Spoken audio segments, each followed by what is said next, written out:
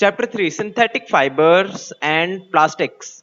Synthetic fibres के बारे में बात करेंगे और प्लास्टिक्स के बारे में बात करेंगे। इससे पहले के चैप्टर्स में हम जान चुके थे, मतलब पिछले क्लासेस में हमने पढ़ लिया है कि किस तरह से कपड़ा बनाया जाता है फाइबर्स एंड फैब्रिक्स में, या फिर फाइबर्स टू फैब्रिक्स में। ठीक है, फाइबर्स क्या होता है, छोटे छोटे रेशे होते हैं, छोटे छोटे बाल हो सकते हैं, छोटे छोटे कोई भी चीज, फाइबर्स जो लंबे लंबे होते हैं ना, डंडियां बहुत छोटी छोटी बारीक सी, उन्हीं को हम फाइबर्स बोल देते हैं। तो कुछ फाइबर्स से हम जो कपड़ा ही बना सकते हैं, तो वो सब जाना था हमने पिछली क्लासेस में। अब हम फाइबर्स के बारे में बात करेंगे, वो भी सिंथेटिक फाइबर जो केमिकली प्रोड्यूस करे आते हैं इंडस्ट्रीज में। और प्लास्टिक्स के बारे में क्या क्या सीखेंगे हम इसमें, लर्निंग आउटकम्स के ये चैप्टर पढ़ने के बाद हम सीख चुके होंगे मोनोमर्स एंड पॉलीमर्स के बारे में, कि मोनोमर्स क्या होते हैं और पॉलीमर्स क्या होते हैं। सिंथेटिक फाइबर्स के बारे में जानेंगे, टाइप्स ऑफ सिंथेटिक फाइबर्स के बारे में जानेंगे, advantages and disadvantages of synthetic fibre के बारे में जानेंगे, क्या खासियत है उसकी, क्या अच्छी बातें हैं क्या बुरी बातें हैं सिंथेटिक फाइबर्स की। फिर प्लास्टिक के बारे में जानेंगे, advantages and disadvantages of plastic. देखिए प्लास्टिक जब शुरू में आया था ना इंडस्ट्री में, तो सबने बोला था कि, मतलब जो उसका खोज करने वाले थे बड़े बड़े साइंटिस्ट, वो बोल रहे थे कि इसने जो है मानवता को बहुत आगे बढ़ाने में हेल्प करी है, मतलब करेगी आगे, क्योंकि अब हमारे पोल्यूशन को बहुत कम कर देगी, पेड़ नहीं काटने पड़ेंगे इसकी वजह से। पर आज क्या हो रहा है, इसका बहुत एक्सेसिव यूज की वजह से यही सबसे बड़े पोल्यूशन का कारण बन रहा है हमारे, है ना। अब बोल रहे हैं प्लास्टिक बैन करो, मतलब कुछ तरह के प्लास्टिक बैन करो। आगे ways of managing plastic waste, कैसे हम मैनेज करें प्लास्टिक वेस्ट को, बहुत जरूरी चीज है ये चीज जानना, वरना दुनिया बचेगी नहीं, है ना। We wear different clothes made from different fabrics, हम अलग अलग तरह के कपड़े पहनते हैं अलग अलग तरह की फैब्रिक से बने हुए। Fabrics are made up of fibers that are obtained from natural और artificial resources। बोलते हैं कि फैब्रिक्स जो हम पहनते हैं ना कपड़े, वो या तो नेचुरल हो सकते हैं या फिर आर्टिफिशियल रिसोर्सेज से हो सकते हैं, मतलब कि उसे केमिकली बनाया जा सकता है। ठीक है, fibers that are obtained from natural resources like plants and animals are called natural fibers। जो भी plants और animals से लिए आते हैं fibers उन्हें बोलते हैं हम natural fibers। and those fibers which are obtained artificially are considered as synthetic or man-made fibers। ठीक है, man-made fibers कहलाएंगे जिन्हें हम जो है इंडस्ट्रीज में बना रहे हैं, उसे हम ठीक है प्रोड्यूस कर रहे हैं। We have studied about natural fibers in our previous classes, thus we have seen few disadvantages of them that are as follows। कि हमने नेचुरल फाइबर्स के बारे में पिछले क्लास में पढ़ गया था, उसके कुछ नुकसान भी थे जो ऐसे हैं कुछ।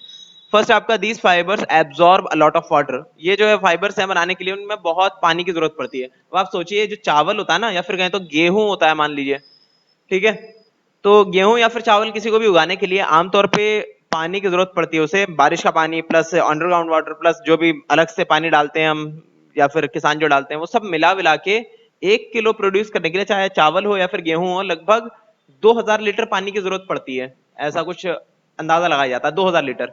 ठीक है, और अगर सोचिए इस तरह से किसी खेती बाड़ी में कोई चीज फाइबर उग रही है और उससे हम कोई शर्ट बना रहे हैं, तो एक शर्ट का अंदाजा लगाया जाता है कि वो शर्ट बनाने के लिए अगर वो नेचुरल फाइबर से बनी है तो 27,000 लीटर पानी का इस्तेमाल हो रहा है। सोचिए 27,000 लीटर पानी कितना ज्यादा अमाउंट है पानी का, तो ये बहुत ज्यादा यूज हो जाता है नेचुरल फाइबर्स में। नुकसान इसका सेकंड आपका, they made faster losing colour, कि जल्दी उनका कलर निकल जाता है। थर्ड है आपका, some natural fibres like silk are very delicate and are hard to wash or dry. कि देखिए सिल्क जैसे जो है डेलिकेट, डेलिकेट मतलब बहुत ही नाजुक चीजों को संभालना बड़ा मुश्किल है, उसे सुखाना ही मुश्किल है, उसे धोना भी मुश्किल है, ठीक है, और आसानी से फट भी आता है वो। दीज फाइबर श्रिंक, ये फाइबर जो है श्रिंक हो जाते हैं, मतलब सिकुड़ जाते हैं। नेचुरल फाइबर्स आर एक्सपेंसिव, काफी महंगे पड़ते हैं। Due to aggressive washing these fibres shrink, कि ज्यादा जोर से आपने धो दिया ना तो फट भी आएंगे कपड़े। फिर उसके बाद है, the price of natural fibres can fluctuate by harvest and also leads to agricultural politics. बोल रहे हैं कि नेचुरल फाइबर से क्या होता है कि रेट का कुछ अंदाजा नहीं लगा सकते। अभी मान लिया खेती आराम से हो गई, सस्ता मिल गया, कभी खेती मुश्किल हो गई तो महंगा मिल गया, उसके ऊपर पॉलिटिक्स भी हो सकती है अलग अलग तरह की। देखो इसे ज्यादा डिमांड है इस फाइबर की, तो इसका जो है थोड़ा महंगा बेचो, इसका जो भी क्या बोलते हैं उसको, इसकी फसल थोड़ी महंगी बेचो। आगे आपका, दे आर लेस ड्यूरेबल, ज्यादा नहीं चलते। absorbs a lot of moisture resulting a swelling of fibers, के ज्यादा मॉइस्चर एब्जॉर्ब कर लेते हैं फिर वो थोड़े से मोटे हो जाते हैं, नहीं थिक हो जाते हैं वो, मतलब पहनने में इतना कंफर्टेबल नहीं लगते। They have less strength particularly the impact properties, बोल रहे हैं कि होते बहुत कमजोर हैं। ठीक है, कुछ इसमें ऐसे भी थे जो रिपीट हो रहे थे, 2-4 बार बोल दिया, 2 बार बोल दिया इन्होंने कई सारे पॉइंट्स को। पर भी आप समझ गए होंगे कि क्या क्या दिक्कतें आती हैं नेचुरल फाइबर्स में। Synthetic fibres are able to overcome these disadvantages to great extent, कि ये सारी परेशानियां सिंथेटिक फाइबर्स में नहीं आती। This is the reason they are so popular and wide in use today and so extensively studied. यही तो वजह है कि इस पे इतनी ज्यादा रिसर्च हुई है और इतना ज्यादा इस्तेमाल करते हैं लोग। ठीक है, इतना आप जो रिवाइज के लिए आपका होमवर्क है। तो हम पढ़ रहे थे सिंथेटिक फाइबर्स एंड प्लास्टिक्स के बारे में। हमने जाना कि क्या क्या नुकसान है नेचुरल फाइबर्स के, कितना ज्यादा पानी सोखते हैं, कितना ज्यादा जो है हमारे रिसोर्सेस को यूज कर लेते हैं अगर इसका इस्तेमाल करते हैं हम तो, और कितना कम चलते हैं वो, मतलब लेस ड्यूरेबल होते हैं। अब देखते हैं जरा कि हमारे पास जो अल्टरनेटिव है सिंथेटिक फाइबर, कि वो सारे फाइबर जो हम केमिकल फैक्ट्रीज में बना सकते हैं, उसके क्या क्या फायदे हैं। तो देखिए, उससे पहले आप जानिए कि मोनोमर्स क्या होते हैं और पॉलीमर्स क्या होते हैं। कहते हैं synthetic fibres are made of small units called monomers, कि सिंथेटिक फाइबर जो है ना बनते हैं छोटे छोटे यूनिट से। यूनिट क्या होता है, किसी भी चीज का सबसे इकाई जो होती है उसको बोलते हैं यूनिट। मान ली कि आपने चीनी है, 100 ग्राम चीनी ली, तो 100 ग्राम चीनी में कितने छोटे छोटे शुगर क्यूब्स होंगे, आपने गिने हैं? गिने नहीं पाएंगे, बहुत सारे हैं, तो उसी को एक यूनिट कह दिया जाएगा। तो वैसे ही सिंथेटिक फाइबर भी बहुत ही छोटे, चीनी के दाने से भी कई करोड़ गुना छोटे यूनिट से बनकर बनता है सिंथेटिक फाइबर, जिसको हम बोलते हैं मोनोमर्स। मोनोमर्स क्या होते हैं, एक मॉलिक्यूल को बोल देते हैं मोनोमर, जिसके अंदर जो है कुछ एटम से जुड़कर एक मोनोमर बना होगा। ठीक है, देखिए एटम क्या होता है कि दुनिया में कोई भी चीज अगर आप उसे छू सकते हैं तो वो बनी है आपके छोटे छोटे एटम से। आप ये देखिए कि एक रेत के दाने में भी करोड़ों अरबों या फिर कहें तो खरबों छोटे छोटे एटम्स होते हैं, जिससे जुड़कर वो पूरा बना है आपका सैंड। सैंड का एक दाना। ठीक है, तो सोचिए एक रेगिस्तान में कितने सारे एटम्स हो सकते हैं, पूरी दुनिया में कितने एटम्स हो सकते हैं, पूरी यूनिवर्स में कितने एटम्स हो सकते हैं, बहुत सारे, उनकी गिनती नहीं है कोई, बहुत ज्यादा है। अच्छा, एटम जो है मैंने बताया हर उस चीज में होता है जिसे हम छू सकते हैं। तो अब ये नहीं है कि कुछ बच्चे बोलेंगे कि हम तो चांद को नहीं छू सकते, तो चांद पे आप जाएंगे तो तब छू सकते हैं ना। तो मतलब किसी भी चीज को अगर हम ऑब्जर्व कर सकते हैं, उसे छू सकते हैं लाइट के अलावा, तो वो सारी चीजें एटम से ही बनी हुई है। एम्प्टी स्पेस, उसमें एटम नहीं होता, क्योंकि एम्प्टी, उसका नाम ही एम्प्टी है ना, वो खाली है। तो जो भी चीज, कोई भी चीज है, एग्जिस्ट करती है और उसे आप छू सकते हैं, मतलब कि वो एटम से ही बनी हुई है। अब देखिए एटम का कुछ इस तरह से डायग्राम होता है, सही से तो किसी को भी नहीं पता, उसकी तस्वीर कोई नहीं ले पाया, तो अंदाजा ऐसे लगाया जाता है कि देखिए बीच में न्यूक्लियस होता है, आसपास में होते हैं इलेक्ट्रॉन प्रोटॉन, साइड में होते हैं इलेक्ट्रॉन्स, ठीक है, और बीच में होता है प्रोटॉन और न्यूट्रॉन, और बीच वाले हिस्से को बोलते हैं न्यूक्लियस। न्यूक्लियस तो आपको पता होगा, बीच के छोटे हिस्से को हमेशा न्यूक्लियस बोल देता है, सेंट्रल पार्ट को। तो ऐसा होता है कुछ एटम। तो ये चीज आप जो है हायर क्लासेस में खुद ही समझ जाएंगे। और जैसे कि मैंने बताया कि दुनिया में हर चीज बनी है एटम, तो एटम भी बहुत सारे वैरायटी में आते हैं। तो अब तक ले दे के हमारे पास पूरे ब्रह्मांड में हमें लगभग 118 तरह के ही एटम्स मिल पाए हैं ढूंढ ढांड के। जैसे कि हाइड्रोजन है तो आप जानते होंगे, ये भी एक एटम होता है। Lithium, beryllium, boron, carbon, carbon को भी आप जानते ही होंगे, महरूम होंगे आप कार्बन से, कि कार्बन एक एटम होता है। ठीक है, उससे आपका ग्रेफाइट बना होता है, जो पेंसिल के अंदर नोक होती है, डायमंड भी ग्रेफाइट कार्बन से ही बनता है। और हमारी बॉडी में बहुत ज्यादा अमाउंट में कार्बन पाया जाता है, जो भी हम खाना खाते हैं दुनिया में उस सब में कार्बन पाया जाता है। और नाइट्रोजन, ये तो आपको पता है हवा में भी होता है, और कार्बन भी होता है कार्बन डाइऑक्साइड की फॉर्म में। और ऑक्सीजन तो आपको बिल्कुल पता ही होना चाहिए, ऑक्सीजन ये भी एक एटम होता है। फ्लोरीन, नियोन, हीलियम, देखिए सोडियम, सोडियम जो कि हमारे नमक में होता है, सोडियम क्लोराइड होता है ना, मतलब सोडियम ये रहा, और क्लोराइड देखिए क्लोरीन ये रहा। तो NaCl यही तो होता है नमक आपका, सोडियम और क्लोरीन दोनों को मिला के बन गया आपका सोडियम क्लोराइड। तो इतने सारे एटम्स के कॉम्बिनेशन से ही ये अरबों खरबों तरह के हमारे पास मॉलिक्यूल्स आते हैं। मॉलिक्यूल्स क्या होते हैं, एक से ज्यादा जब एटम आपस में मिक्स होकर एक बड़ी एंटिटी बना लेता है, मतलब एक यूनिट बना लेता है, दोनों मिक्स हो जाते हैं दो एटम्स आपस में, या फिर दो से ज्यादा एटम्स, तो उनको बोल देते हैं मॉलिक्यूल। एक सिंगल एटम को एक सिंगल एटम ही बोलेंगे। देखिए सबसे अच्छा एग्जांपल है मॉलिक्यूल का, ऑक्सीजन है, देखिए बीच में एक एटम, और साइड में दो एटम है आपका हाइड्रोजन के। देखिए आपको बहुत अच्छे से पता होगा, इस चीज को आप रेगुलरली यूज करते हैं, इसका नाम है पानी। दो हाइड्रोजन के दो हाइड्रोजन के एटम और एक ऑक्सीजन का एटम साथ में मिला के जो मॉलिक्यूल बना उसे बोलते हैं वाटर मॉलिक्यूल। और एक मॉलिक्यूल को तो हम फील भी नहीं कर पाएंगे, हमें पता भी चलेगा कहाँ पे है या नहीं है वो मॉलिक्यूल। तो इसी तरह से अरबों खरबों जब उसके मॉलिक्यूल से एक जगह पे इकट्ठा हो जाते हैं कुछ इस तरह से चेन बनाते हुए, तो उसको बोल देते हैं कि अच्छा यहाँ पे पानी रखा हुआ है। अब जैसा वाटर एक मॉलिक्यूल है, उसी तरह से मोनोमर भी एक मॉलिक्यूल को कहा गया है। ठीक है, एक मॉलिक्यूल जिससे कि कोई हम कपड़ा बना सकते हैं। ठीक है, अब बोल रहे हैं कि एक मोनोमर है। ठीक है, अब इस जैसे हजारों करोड़ों जो है मोनोमर्स को साथ है मिक्स कर दें आपस में, है ना, तो हम एक बना सकते हैं कपड़ा। अच्छा, पर मोनोमर जो है अकेला इतना ज्यादा फायदेमंद नहीं होता, क्योंकि ये ज्यादा स्ट्रक्चर मजबूत नहीं बना सकता। तो इस मोनोमर को जो है ना, इस छोटे से मॉलिक्यूल को जिसमें आमतौर पे दो एटम जुड़े होते हैं, इसको हम बड़ा कर लेते हैं, इस मॉलिक्यूल को हम कैसे, उसके चेन बना लेते हैं, या फिर जो है उसे बड़ा करके एक बड़ा सा स्ट्रक्चर बना लेते हैं, उसको हम बोलते हैं पॉलीमर। मोनोमर मतलब सिंगल और पॉली मतलब मल्टीपल, ठीक है। thousands of monomers which are chemical substances, मैंने बता दिया chemical substances क्या है, एक तरह के molecules हैं वो, joined together to form a large unit called polymers. Polymer is a Greek word where poly means many and mer means part. बहुत सारी चीजों को मिलकर जो पार्ट बनता है उसको बोलते हैं पॉलीमर, ठीक है, जिसमें बहुत सारे मोनोमर जुड़े होते हैं, कई बार हजारों मोनोमर जुड़े होते हैं एक पॉलीमर के अंदर। पॉलीमर क्या होता है, एक तरह का मॉलिक्यूल होता है, बड़ा सा मॉलिक्यूल, ठीक है। हम देखिए पॉलीमर्स के भी टाइप होते हैं, जैसे कि ये रहा लीनियर पॉलीमर। देखिए यहाँ पे एक बड़ा ये अच्छी खासी तस्वीर दे रखी है, साइड में एक के बराबर में एक जब मोनोमर्स लगते हुए चले आते हैं ना, तो उनको बोल देते हैं हम पॉलीमर्स, कौन से, लीनियर पॉलीमर्स, या फिर लीनियर चेन पॉलीमर्स, या फिर स्ट्रेट लाइन पॉलीमर्स। अब देखिए नेक्स्ट होता है ब्रांच्ड पॉलीमर्स। ब्रांचेस दिख रहे हैं आपको, जैसे पेड़ की शाखाएं होती हैं, ब्रांचेस होती है ना, उसी तरह से यहाँ पे ब्रांचेस निकले हुए हैं, उस शेप के भी हो सकते हैं आपके पॉलीमर्स, इनको बोलते हैं ब्रांच्ड पॉलीमर्स। एक होता है आपका क्रॉस लिंक्ड पॉलीमर्स, मतलब कि कोई भी कहीं पे भी हो रहा है, मतलब स्ट्रक्चर बना हुआ है एक पूरा, ठीक है, गुच्छे जैसा, तो उसको बोल देते हैं क्रॉस लिंक्ड पॉलीमर्स, मतलब उनके रास्ते आपस में मिक्स हो रहे हैं। Monomers can also combine in cross linked arrangement, तो मैंने बता दिया क्रॉस लिंक अरेंजमेंट का एक polymer. The process by which monomers combine and to form a polymer is called polymerisation. Polymerisation एक प्रोसेस है जिसके अंदर मोनोमर्स, बहुत सारे मोनोमर्स को मिक्स करके एक बड़ा पॉलीमर बनाया जाता है, और ऐसे बहुत सारे पॉलीमर्स मिलकर एक सिंथेटिक फाइबर बना देते हैं आपका, ठीक है। Most polymers are light, strong, long-lasting, easy to form into shapes and cheap. This is what makes them so useful. कि ये बहुत ही हल्के होते हैं। देखिए आप जो भी सिंथेटिक फाइबर होगा बहुत हल्का होगा, लाइट वेट होगा, जैसे कि पॉलिएस्टर। पॉलिएस्टर कितना लाइट वेट होता है ना, वो भी एक तरह का सिंथेटिक फाइबर है। बहुत ही स्ट्रांग होते हैं, लॉन्ग लास्टिंग होते हैं। सिंथेटिक फाइबर जो है जल्दी खराब नहीं होते, जितना भी आप उसे रगड़ लीजिए ना उसका कलर जाता आसानी से, इसलिए बहुत काम के साबित होते हैं। आगे देखिए क्या लिख रखा है, सिंथेटिक फाइबर्स। तो सिंथेटिक फाइबर्स हम कल पढ़ेंगे, मतलब नेक्स्ट क्लास में पढ़ेंगे। अभी जितना मैंने पढ़ा है उतना आप रिवाइज कर लीजिए। कोई चीज अगर डाउट हो, कुछ समझ में ना आ रहा हो, तो मुझसे आप मैसेज करके पूछ लीजिए, ठीक है। देखिए लास्ट क्लास में हमने देखा था कि किस तरह से नेचुरल फाइबर से ज्यादा बेहतर होते हैं सिंथेटिक फाइबर, कई मामलों में सस्ते भी होते हैं, ज्यादा ड्यूरेबल होते हैं, मजबूत भी होते हैं। और उसे बनाने का तरीका भी जाना था हमने, कैसे कि एटम्स हमने जाना था कि हर चीज के अंदर दुनिया में एटम्स होते हैं, और कई सारे एटम्स आपस में मिलकर एक सिंगल यूनिट बना लेते हैं, तो उसको बोल देते हैं हम मॉलिक्यूल। जैसे वाटर एक मॉलिक्यूल है जिसमें 2 हाइड्रोजन 1 ऑक्सीजन जुड़े हुए हैं, तो वैसे ही ऐसा कोई मॉलिक्यूल जिससे कपड़ा बन सके उसको बोलते हैं हम मोनोमर, ठीक है।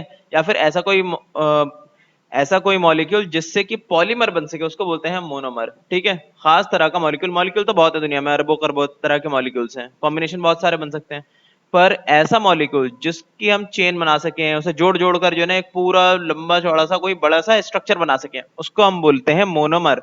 मोनोमर एक समझिए आप एक तरह से ईंट, एक बड़े दीवार की ईंट बोल सकते हैं मोनोमर्स आप। बहुत सारे मोनोमर्स बना के एक पूरी दीवार बना लेते हैं जिसको हम बोल देते हैं पॉलीमर। इसका एग्जाम्पल आप समझिए, देखिए यहाँ पे आपको चेन दिख रही है ना, चेन तो आपने देखी होगी। वो कैसे बनती है, चेन कड़ी से बनती है, कड़ी से कड़ी जो है आपस में मिक्स होकर जो है एक पूरी चेन बना लेती है। तो वैसे ही एक कड़ी जो है आपकी हो गई मोनोमर, ठीक है, एग्जाम्पल के तौर पे बता रहा हूं मैं, एक कड़ी को आप मान लिए मोनोमर। तो बहुत सारी कड़ियां मिलके आपस में आ गए, तो बहुत सारे मोनोमर्स मिलके आपस में एक बना लेते हैं पॉलीमर, एक बड़ी सी चेन। अरे देखिए चेन की तरह तो दिख रहा है, बहुत सारे मोनोमर्स एक के और में एक लग के एक लीनियर पॉलीमर बना रहे हैं। वो ब्रांच भी बना सकते हैं एक तरह का, या फिर जो है क्रॉस लिंक्ड पॉलीमर भी बना सकते हैं, ठीक है। वो एक स्ट्रक्चर बना रहा होगा, एक फैला हुआ स्ट्रक्चर। ये जो प्रोसेस होती है जिसके अंदर जो है एक मोनोमर, बहुत सारे मोनोमर्स मिलके एक पॉलीमर बना लेते हैं, उसको बोलते हैं पॉलीमराइजेशन, पॉलीमर बनना, ठीक है। आगे देखते हैं जरा synthetic fibre. All man-made fibers are made up of polymers. Rayon, nylon, polyester, and acrylon are synthetic fibers, which are either made from petrochemicals, materials derived from petroleum, or from cellulose, which is an organic compound present in the walls of all the plant cells. मतलब कि जितने भी इंसान के बनाए हुए fibres हैं, मतलब कि नेचुरली ऑकर नहीं हुए, वो सिंथेटिकली हमने प्रोड्यूस करा है, जैसे कि रेयन, नायलॉन, पॉलिएस्टर और एक्रेलॉन, ये सब सिंथेटिक फाइबर्स जो हैं वो बनते हैं आपके आमतौर पे पेट्रोकेमिकल्स से। पेट्रोकेमिकल्स क्या होते हैं? वो सारे केमिकल्स जो कि बनाए जाते हैं पेट्रोलियम से। पेट्रोलियम क्या होता है? पेट्रोलियम होता है आपका पेट्रोल। आप जानते हैं पेट्रोल किस चीज से निकलता है? एक कच्चे तेल से निकलता है ना, वो जो कच्चा तेल होता है उसको बोलते हैं हम पेट्रोलियम। उससे डीजल, पेट्रोल और ग्रीस, कोक, बहुत सारी चीजें निकलती है। कोक वाला नहीं जो आप सोच रहे हैं, कोक का मतलब होता है एक केमिकल होता है एक तरह का, वो इस्तेमाल होता है इंडस्ट्रीज में। या फिर पेट्रोलियम के अलावा जो है कहां से यूज होता है? और from cellulose, which is an organic compound present in the walls of all the plant cells। या फिर cellulose से ही बनाया जा सकता है। cellulose क्या होता है? एक तरह का कंपाउंड होता है, एक तरह का केमिकल बोल सकते हैं आप। वो होता है जो कि प्रेजेंट होता है प्लांट्स के हर एक सेल के अंदर। उसके सेल का जो वॉल होता है ना, वॉल उसी से बना होता है, सेल्यूलोज से। Presently, synthetic fibers account for about half of all the fibers used in the world in every field of human activity, including household and industry। क्या आजकल जो है लगभग आधा हिस्सा जो है ले रखा है सिंथेटिक फाइबर्स ने। जो कपड़ा कहीं भी यूज होता हो, चाहे घर में हमारे या फिर इंडस्ट्रीज में, हर जगह पे आधा जो है वो सिंथेटिक फाइबर ही है। Types of synthetic fibre, types जान लेते हैं जरा सिंथेटिक फाइबर्स के कौन कौन से हैं। There is a wide range of man made fibres including. Types जान लेते हैं जरा सिंथेटिक फाइबर्स के कौन कौन से हैं। There is a wide range of man made fibres including rayon, nylon, polyester, acrylic etcetera. Let us study some of them.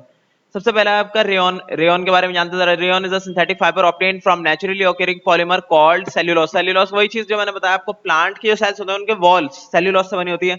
तो वही सेल्यूलोज को निकाल लेते हैं, उसमें सबसे बना लेते हैं हम एक तरह का फाइबर। फाइबर किस तरह का? रेयन का। फिर उससे बना लेते हैं हम कपड़ा रेयन का। ठीक है। Which is extracted from wood pulp. अब देखिए वुड क्या होता है? प्लांट सेल्स से ही तो बना होता है ना वुड। लकड़ी जो है प्लांट के ही तो सेल्स से बनी हुई है, तो उसके अंदर से निकाल लेते हैं हम सेल्यूलोज को। Even though rayon is obtained from a natural polymer, it is considered a synthetic fibre. कि वैसे वो निकलता तो आपका सेल जो है, सेल क्या है? नेचुरली होकर होता है, और उसके अंदर जो चीज पाई जाती है वो नेचुरली जो है बनती है। सेल्यूलोज नेचुरली बनता है, जाहिर सी बात है, एनवायरमेंट में। पर उससे जो कपड़ा बना उसे हम बोल देते हैं सिंथेटिक फाइबर। ऐसा क्यों? This is because cellulose needs extensive chemical treatment to form rayon। क्योंकि जो है उसे हम डायरेक्टली यूज नहीं कर सकते। सेल्यूलोज देखिए कितना छोटा सा बारीक सा, बिल्कुल एक सेल का जो है वो वॉल के अंदर से आपको निकालना है केमिकल्स। कैसे निकाल लेंगे इतनी आसानी से? उसमें बहुत सारे केमिकल ट्रीटमेंट्स करने पड़ते हैं, तब जाके उससे हम कपड़ा बना पाते हैं। तो इसलिए इतने सारे केमिकल ट्रीटमेंट्स करने के बाद अब वो उसे नेचुरली ओकरिंग फाइबर कहना या फिर नेचुरली जो प्रोड्यूस हुआ हुआ कपड़ा बोलना, ये कुछ सेंस नहीं बनता। इसलिए हम उसे केमिकली प्रोड्यूस या फिर सिंथेटिक फाइबर बोल देते हैं। This is because cellulose needs extensive chemical treatment to form rayon। First, wood pulp is treated with chemical reagents that dissolve its cellulose content and free its impurities। सबसे पहले एक chemical reagent डाला जाता है would के अंदर, मतलब लकड़ी के अंदर। अच्छा, केमिकल रीएजेंट क्या होता है? रीएजेंट बोलते हैं वो सब्सटेंस जिसे आप डाल देना किसी चीज के अंदर, तो कोई केमिकल रिएक्शन स्टार्ट हो जाए जिससे जिससे है ना, कोई ऐसी चीज जो कि हम डाल दें जिससे केमिकल रिएक्शन स्टार्ट हो जाए, उसको बोल देते हैं रीएजेंट। जो कि क्या करता है? सेल्यूलोज को पिघला के उसमें से निकाल के अलग कर देता है। ठीक है। उससे वुड से बाहर निकाल लेता है सेल्यूलोज को, और उसके अंदर की जितनी इम्प्योरिटीज है उन्हें भी अलग कर देता है। Then dissolved and chemically modified cellulose is pass through a perforated disc called spinneret। बोल रहे हैं कि जो हमारे पास सेल्यूलोस होता है ना, सेल्यूलोस जो कि डिसॉल्व हुआ होता है, किसी चीज में डिसॉल्व हुआ होगा, एक तरल पदार्थ होगा जिसके अंदर सेल्यूलोस पाया जाता है, उसे जो है हम पार करते हैं एक परफोरेटेड डिस्क से। एक डिस्क तो पता है आपको, डिस्क का शेप जैसा आपके सीडीडी या डीवीडीज होती हैं या रोटी होती है, वो डिस्क के शेप में होती है ना। तो इस तरह का डिस्क का एक शेप होता है। एक कोई चीज होती है, डिस्क होती है एक। अब उसके अंदर जो है बहुत सारे छेद हुए होते हैं, तो उसको बोल देते हैं परफोरेटेड डिस्क, जिसके अंदर बहुत सारे छेद है छोटे छोटे। उसका नाम होता है spinneret.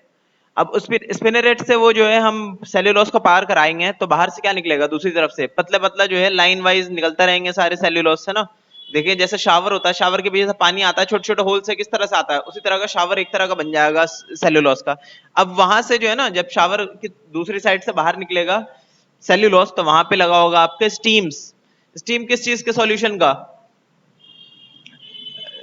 The affine streams of solution emerge from the spinneret and pass directly into a bath of chemicals that convert the dissolved cellulose derivatives into insoluble, forming fiber of rheons। मतलब कि जो दूसरी तरफ से स्टीम निकली ना आपकी, मतलब जैसे स्टीम बोलते हैं धार को, जो धार निकली सेल्यूलोज की, उसको जो है एक केमिकल के बाथ में नहा लिया जाता है, मतलब केमिकल उसके ऊपर छिड़क दिए जाते हैं कुछ, वो केमिकल छिड़के जाते हैं, उसकी वजह से वो जो आपका एक तरह की जो लिक्विड चीज थी वो जरा सॉलिड में कन्वर्ट हो जाती है। ठीक है, एक तरह के फाइबर में लिक्विड चीज थी वो जरा सॉलिड में कन्वर्ट हो जाती है। ठीक है, एक तरह के फाइबर में कन्वर्ट हो जाती है जिसको बोलते हैं हम रेयन। ठीक है, वो इनसॉल्युबल फाइबर होता है, उसे आप पानी में भी डालें तो भी वो घुलेगा नहीं। प्रॉपर्टीज ऑफ रेयन क्या होते हैं? इट एब्जॉर्ब्स मॉइस्चर, कि वो मॉइस्चर को एब्जॉर्ब कर लेता है, पानी को एब्जॉर्ब कर लेगा, पसीने को एब्जॉर्ब कर लेगा। It is shiny and resembles silk in appearance, silk की तरह लगता है देखने में। इट इज गुड एब्जॉर्बेंट, मतलब सेम चीज मॉइस्चर को एब्जॉर्ब करे, एब्जॉर्बेंट का मतलब जो है कोई भी चीज को एब्जॉर्ब करने वाला, धूल मिट्टी को भी एब्जॉर्ब कर लेगा ये, पानी को भी एब्जॉर्ब कर लेगा, मॉइस्चर को भी एब्जॉर्ब कर लेगा, जो भी चीज इसके आसपास आए आमतौर पर उसे वो एब्जॉर्ब कर लेगा, सोख लेगा अपने अंदर। It is cool to wear, वो मतलब जो है गर्मी में पहनने के लिए अच्छा है, गर्मी नहीं लगती इससे ज्यादा। देखिए वो जो क्या कहते हैं, स्पिनरेट से निकलते हुए जो होंगे धागे बहुत सारे, मतलब जो स्ट्रीम निकल रही होगी सेल्यूलोज की, वो निकलने के बाद जो है हो जाती है वो ठोस, केमिकल में जाने के बाद, है ना। अब यही केमिकल जो है फ्लास्क के अंदर रख दिया इन्होंने, और जो है एक इंजेक्शन के जरिए रेयन को या फिर कहें तो सेल्यूलोज को पास कराया गया है। अब जैसी सेल्यूलोज निकल रहा है वो धागा बन जा रहा है, देखिए रेयन है इसके अंदर, है ना, ये धागा बन गया जैसे केमिकल के कांटेक्ट में आया, तो निकला तो ये सिरिंज के अंदर से, पर फिर एक इनसॉल्युबल फाइबर बन गया जिसे बोलते हैं हम रेयन। ऐसे ही जब हजारों लाखों फाइबर्स निकल रहे होंगे उस स्पिनरेट के अंदर से, ठीक है, जिसके अंदर होल होते हैं, तो बाहर से सेल्यूलोज निकल रहा है बहुत सारा, और वो केमिकल से ट्रीट कराया जाता है तो सॉलिड बन जाता है, वही है रेयन। उससे फिर हम कपड़ा बना लेते हैं। अब देखिए यूज क्या है रेयन का, यूजेस ऑफ रेयन। फर्स्ट है आपका, it is mixed with cotton to make bed sheets और with wool to make carpets, neckties, shirts, saris etcetera. इसे मिक्स कर सकते हैं आप कॉटन के साथ, जिससे कि आप बना सकते हैं बेड शीट्स को, या फिर वूल के साथ मिक्स करके आप जो इससे कारपेट बना सकते हैं, टाई बना सकते हैं, शर्ट बना सकते हैं, साड़ीज बना सकते हैं, और बहुत कुछ बना सकते हैं रेयन से। रेयन काफी फेमस है मार्केट के अंदर। दूसरा देखिए, rayon being highly absorbent is used to make medical surgical products like gauzes for covering wounds, कि पट्टी बनाई जा सकती है इससे घाव को ढकने के लिए। क्यों? क्योंकि वो एब्जॉर्बेंट होता है, जितने फ्लूइड्स निकलेंगे उस घाव से वो सब वो सोख लेगा रेयन। ठीक है, ये काम आ सकता है सर्जिकल इंस्ट्रूमेंट्स में। अब आगे देखिए क्या तीसरे पॉइंट में, the high tensile strength of rayon makes it useful for making tyre cords, conveyor belts and hose pipes. कि high tensile strength, tensile strength का मतलब होता है कि किसी चीज को आप खींचेंगे ना उसके धागे को, तो आसानी से टूटेगा नहीं वो, इसको बोलते हैं टेंसाइल स्ट्रेंथ। आपने सुना होगा टेंसाइल स्ट्रेंथ का, लोहे की जो रॉड्स होती हैं, सरिये वगैरह आते हैं, उसके ऐड में सुना होगा high compressive and high tensile strength. मतलब कि उसे खींचना भी आसान नहीं है या दबाना भी आसान नहीं है, बहुत मुश्किल है, बहुत हाई स्ट्रेस जो है वो, या हाई स्ट्रेन जो है वो कर सकता है बियर। ठीक है, बियर कर सकता है वो इतने स्ट्रेंथ को। तो हाई टेंसाइल स्ट्रेंथ का मतलब उसे खींचा नहीं जा सकता आसानी से, तोड़ा नहीं जा सकता खींच के, तो उससे बनाया जा सकते हैं हम टायर जो होते हैं ना, टायर के कॉर्ड, मतलब कि बाहर का हिस्सा टायर का, जिससे कि टायर एक जगह पे बंधा रहे, वो बिखर के इधर उधर ना चले जाए, टूट ना जाए टायर, वो बनाया जा सकता है। कन्वेयर बेल्ट, कन्वेयर बेल्ट क्या होता है आपने देखा होगा, आपने जो है किसी फैक्ट्री वगैरह की वीडियो देखी होगी आपने, कोई चीज बनते हैं, मान ली मैगी बनते हुए या फिर रूह अफ़ज़ा की बोतल बनते हुए, कभी देखी होगी आपने किसी वीडियो में, तो उसमें क्या होता है, कन्वेयर बेल्ट्स पे रखे होते हैं ना प्रोडक्ट्स, और लाइन से जा रहे होते हैं एक जगह से दूसरी जगह पे।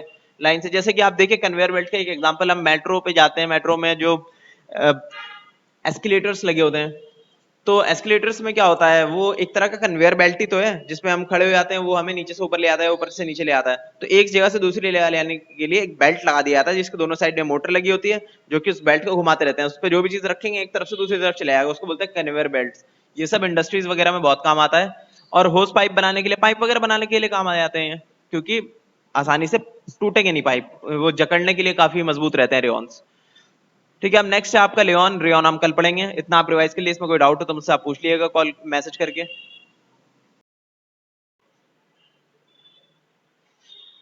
नायलॉन, लास्ट क्लास में हमने पढ़ा था रेयॉन के बारे में, इसकी कुछ प्रॉपर्टीज देखी थी, काफी अच्छी प्रॉपर्टीज थी इसकी, है ना।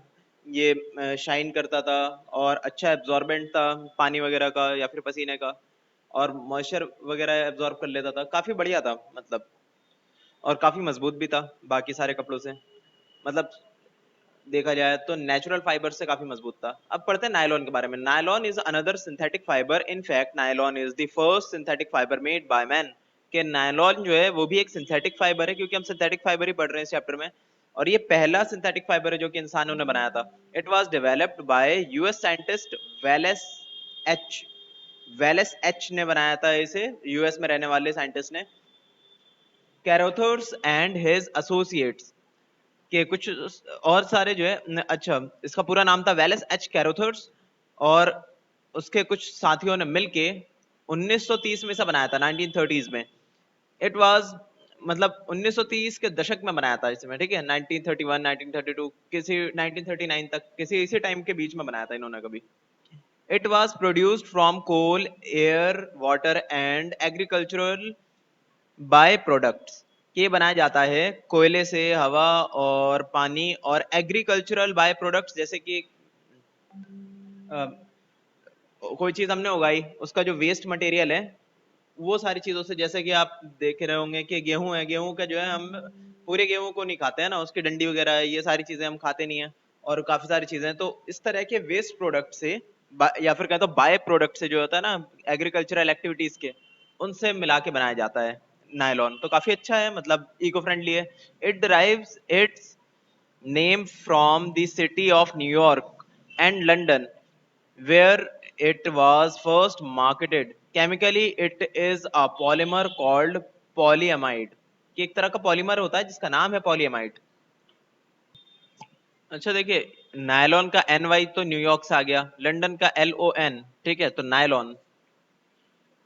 आगे है आपका प्रॉपर्टीज नायलॉन का क्या है, इसके बारे में हम ये नहीं जानेंगे कि नायलॉन बनता कैसे है, ठीक है। कोई प्रोसेस होता है, बहुत सारे पॉलीमर्स को बनाने के जो प्रोसेस होता है ना ओवरऑल, उनको बोला जाता है पॉलीमराइजेशन, वो पढ़ाया था मैंने, मतलब बताया था।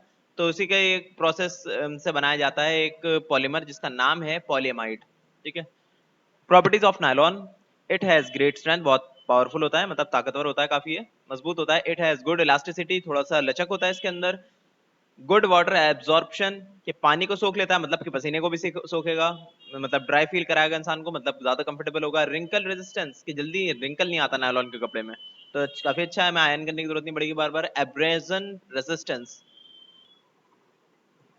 कि जल्दी कपड़ा घिसता नहीं है ये। आपने देखा होगा एब्रेजन का मतलब, आपने कभी देखा होगा सूती हुए जो कपड़े होते हैं, मतलब प्योर जो कॉटन के कपड़े होते हैं, उनमें बहुत ज्यादा एब्रेजन फील होता है, मतलब बहुत जल्दी वो घिस जाते हैं कपड़े, उनका कलर भी जल्दी से फेड हो जाता है। और देखेंगे आप कॉलर वगैरह तो घिस के फट भी आते हैं बहुत जल्दी से। तो ये चीज जो है नायलॉन के अंदर नहीं होती, काफी मतलब लंबे टाइम तक टिकते हैं।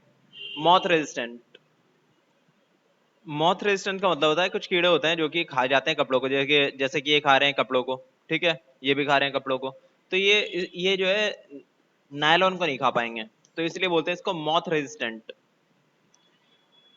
अब देखते हैं यूजेस ऑफ नायलॉन। फर्स्ट आपका due to its high tensile strength, मतलब कि ये जो है ना इसे आप खींच नहीं पाएंगे जल्दी से, इसके धागों को आप तोड़ नहीं पाएंगे।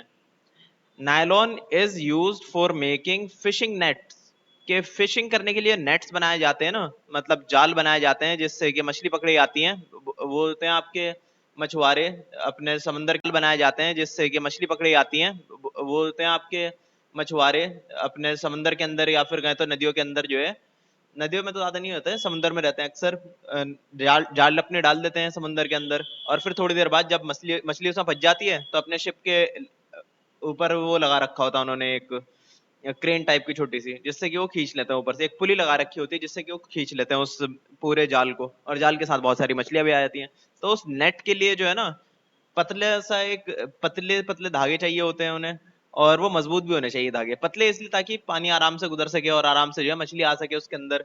मतलब थोड़े बारीक होने चाहिए ताकि मछली पार ना हो सके। मोटी रस्सी लगाएंगे तो फिर मुश्किल है, मछलियां देख लेंगे दूर से, दीवार जैसी दिखेगी उन्हें तो वो अंदर आएंगे ही नहीं। और पतले दिखना चाहिए, आर पार उसका थोड़ा सा दिखना चाहिए, तभी मछली अंदर फंस जाए उसके अंदर। तो इसमें काम आती है आपके नायलॉन की नेट। टायर कॉर्ड्स, ठीक है, टायर बनाने में काम आते हैं। Climbing ropes, parachute fibres etcetera, ठीक है। पैराशूट के फाइबर सोचिए कितनी मजबूत चीज होगी नायलॉन के, पैराशूट का भी फाइबर उससे ही बनाते हैं। यहाँ तक कि रस्सी जो क्लाइंबिंग की होती है ना, जो चढ़ाई करते हैं पहाड़ों पे, तो उसकी रस्सी भी नायलॉन से ही बनाई जाती है, एक्सेट्रा, और भी बहुत सारी चीजें बनाई जाती है। आगे, it is used in the production of textiles like saris, shirts, neckties etcetera. Sari बनाने के लिए, शर्ट बनाने के लिए, टाई वगैरह बनाने के लिए इस्तेमाल होती है नायलॉन।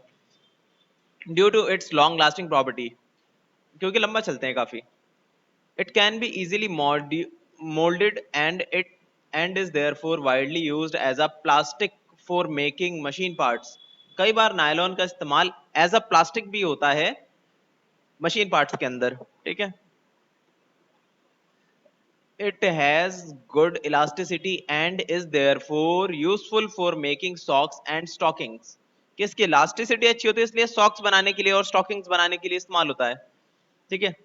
आगे आपका, it possess it it possesses drip dry property and therefore is suitable for making swimsuit।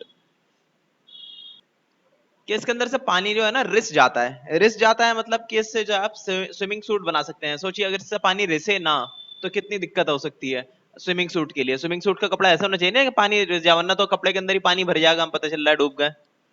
तो ये इस प्रॉपर्टी के लिए इसका इस्तेमाल जो है स्विम सूट के लिए भी किया जाता है। देखिए रोप की यहाँ पे दे रखी है फोटो, नायलॉन से बनी हुई। बैग है, ये भी बना हुआ नायलॉन से। और ग्लव्स भी बने हुए नायलॉन से। ग्लव्स इसलिए बनाए रखे हैं ताकि स्ट्रेचेबल होता है ना, आराम से आ जाता है हाथ में, और लॉन्ग लास्टिंग होता है, पता है आपको, मजबूत भी होता है। जैकेट बनाए जाते हैं ताकि बारिश से बचे हैं, ये भी नायलॉन का बना लेंगे, क्योंकि पानी से मतलब साइड से गिर जाएगा पानी, काफी रेजिस्टेंस होता है काफी चीजों के लिए, मतलब लंबा चलता है, पानी से कोई दिक्कत नहीं है इसे। कैरी बैग्स भी बनाए जाते हैं। पॉलिएस्टर, अच्छा देखिए जैकेट जो है ना, अगर इस तरह का बनाएंगे कोई मतलब अगर इसे रेजिस्टेंस बनाना है पानी से, तो इसका भी तरीका होता है बनाने का, ठीक है। अलग अलग तरह के जैकेट्स भी बनाए जाते हैं नायलॉन से। कुछ ऐसे भी होते हैं कि पानी उसके ऊपर डालें तो फिसल जाएगा, पर कुछ ऐसे भी यूज कर सकते हैं हम नायलॉन के कि पानी उसके ऊपर से डालेंगे तो पार हो जाएगा, आराम से पार हो जाएगा। जैसे कि इसका एग्जाम्पल मैंने बताया स्विम सूट के अंदर। पॉलिएस्टर, पॉलिएस्टर के बारे में बात करते हैं। पॉलिएस्टर के बारे में हम नेक्स्ट क्लास में बात करेंगे, अभी जितना मैंने पढ़ा उतना आप रिवाइज कर लिए, आपका होमवर्क है। पॉलिएस्टर, लास्ट क्लास में हमने नायलॉन के बारे में जाना था, अब हम पढ़ेंगे पॉलिएस्टर के बारे में। Polyester is a synthetic fibre which was developed in England. Actually, polyester is the general name of synthetic fiber made of many ester groups. And ester is a chemical that gives fruit-like smell. Polyester के बारे में आपको पता ही होगा, market में बहुत सारे कपड़े आते हैं जो पॉलिएस्टर कहते हैं, जिन्हें हम पॉलिएस्टर कहते हैं। वो प्लास्टिक की तरह दिखते हैं अक्सर कपड़े, प्लास्टिक की तरह। जैसे मैं बताऊं कि उन पे जल्दी रिंकल नहीं पड़ते, और जलाएंगे ना आप तो बहुत ही आसानी से जल जाएंगे वो कपड़े। प्रेस ज्यादा जो है आप तेज उस पर कर दें तो भी जल जाएंगे। साफ बहुत आसानी से हो जाते हैं। हाइड्रोफोबिक होते हैं, मतलब कि अगर उस पर आप पानी वगैरह डालें तो उसके अंदर की गंदगी वो जल्दी पकड़ेंगे नहीं, जबकि अगर आप जो है किसी कॉटन के कपड़े पे पानी डालें तो उसकी सारी पानी के साथ जो गंदगी आएगी सबको चिपका लेगा और गीला हो जाएगा, आराम से सोख लेगा पानी को, जबकि पॉलिएस्टर सोखता नहीं है पानी को उतनी जल्दी। तो ये सारी खासियतें होती हैं पॉलिएस्टर के अंदर। तो ऐसा कोई कपड़ा चाहिए आपको जो कि जल्दी गंदा ना होता हो तो पॉलिएस्टर का कपड़ा ले आइए, ठीक है, पर वो थोड़ा अनकंफर्टेबल होता है पहनने में। ये डेवलप किया गया था इंग्लैंड में, और पॉलिएस्टर आमतौर पे नाम ही होता है सिंथेटिक फाइबर का। नॉर्मली पॉलिएस्टर बोल देते हैं, कोई सिंथेटिक फाइबर नहीं समझ में आता ना किसी को कि उसका नाम क्या है, तो कह देते हैं ये पॉलिएस्टर है। ठीक है, इसमें होता है एस्टर, एस्टर नाम का ग्रुप होता है। क्या होता है एस्टर? मतलब कुछ कंपाउंड्स होते हैं, केमिकल कंपाउंड, जिनसे कपड़ा बनाया जा सकता है, या फिर लॉन्ग चेन कोई भी सब्सटेंस को बनाया जा सकता है, मतलब बहुत बड़े बड़े चीजों को बनाया जा सकता है उस चीज से। मतलब कपड़ा बना सकते हैं, रस्सी बना सकते हैं, और भी बहुत कुछ बना सकते हैं। तो एस्टर ग्रुप जो है एक तरह का पॉलीमर होता है। ठीक है, जिससे पॉलीमर बनता है उसी को बोल देते हैं एस्टर। ठीक है, ऐसे बहुत सारे ग्रुप्स होते हैं अलग अलग तरह के जिनसे पॉलीमर बनाया जा सकता है, उन्हीं में से एक एस्टर भी है। It is made from petroleum products. Petroleum product से बनाया जाता है ये। पेट्रोल से बहुत सारी चीजें बनती हैं, आपको पता ही होगा, जैसे सिर्फ पेट्रोल, डीजल, केरोसिन ये सब ही नहीं आता उससे, बल्कि कोक, बिटुमेन और कितने अलग अलग तरह की वैरायटीज आती हैं। पेट्रोलियम जेली नहीं होती, वैसलीन जो हम लगाते हैं, वो भी पेट्रोल से ही बनता है, पेट्रोल से ही निकलता है। असल में कच्चा तेल होता है ना, कच्चे तेल को बोल देते हैं पेट्रोलियम। उसके अंदर से पेट्रोल, डीजल और बहुत सारी तरह की चीजें निकलती हैं। तो उसी के अंदर में से ही निकाल के उसके कुछ सब्सटेंस को, उसी केमिकल रिएक्शन वगैरह करा के निकाला जाता है पॉलिएस्टर को भी। Terylene, Dacron, and terene are different types of polyester fibers. देखिए, तीन मेजर डिफरेंट टाइप के फाइबर्स के बारे में बात कर ली हमने कि ये पॉलिएस्टर के फाइबर्स होते हैं। ठीक है, मतलब कि कपड़े में जैसे वैरायटी आती है ना, तो पॉलिएस्टर के फाइबर्स में भी वैरायटीज आती हैं। Properties of polyester. फर्स्ट है आपका, इट डज नॉट रिंकल। जैसा कि मैंने बताया कि उससे जो है जल्दी, मतलब कि लो मेंटेनेंस होता है वो काफी, ना तो वो गंदगी जल्दी सोखता, धुल भी आराम से आता है, ना ही उसमें रिंकल आता जल्दी से। It does not wrinkle. Second है आपका, it is strong, light weight and elastic in nature. Strong होता है, लाइट वेट होता है और इलास्टिक होता है नेचर में। आपने देखा होगा बहुत सारे टी शर्ट जो होते हैं वो पॉलिएस्टर के ही बने होते हैं, कई सारे शर्ट्स भी होते हैं जो कि पॉलिएस्टर से बनते हैं, पर उसमें थोड़ा सा कॉटन भी मिक्स कर दिया जाता है। उसका फायदा ये होता है, स्ट्रांग होते हैं, लाइट होते हैं और इलास्टिक होते हैं।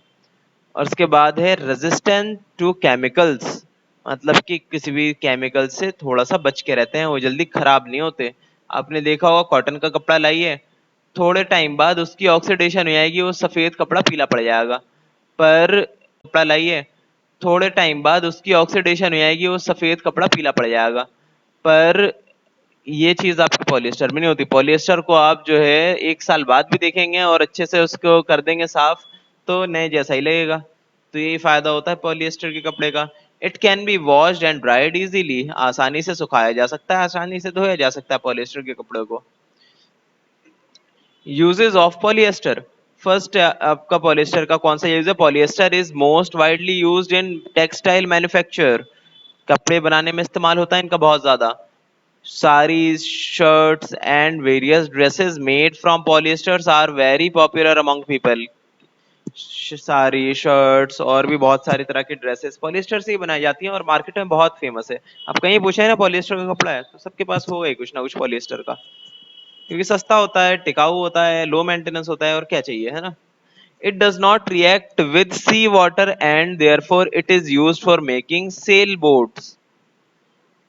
बोलते हैं कि पॉलिएस्टर जो है ना, वो पानी से खराब नहीं होता। आप बाकी सारे कपड़े देखेंगे ना, उसे आप भिगाए रखिए, बहुत टाइम तक भिगाए रखिए, तो क्या होगा, फट जाएगा फिर थोड़े टाइम बाद। वो हल्का सा ही टेयर होने के बाद, मतलब हल्का सा ही उस पर प्रेशर डालेंगे ना, वो फट जाएगा आराम से, कपड़ा कमजोर हो जाएगा। पर पॉलिएस्टर कमजोर नहीं होगा, चाहे जितना भी पानी के अंदर आप रख लें इसे, क्योंकि प्लास्टिक का पे कोई असर नहीं होता ना पानी का। प्लास्टिक तो प्लास्टिक ही रहता है, उसमें कितना ही पानी मार लें आप। जबकि आप अगर जो है कपड़े को, नॉर्मल कपड़े को, कॉटन के कपड़े को पानी में बहुत ज्यादा फुला देंगे तो कमजोर हो जाएगा। वाटर होजेस फॉर, इसीलिए इसका इस्तेमाल जो है बोट्स बनाने में भी किया जाता है, नाव बनाने में भी इसका इस्तेमाल होता है पॉलिएस्टर का। Water hoses for fighting fire and as a packing material for food.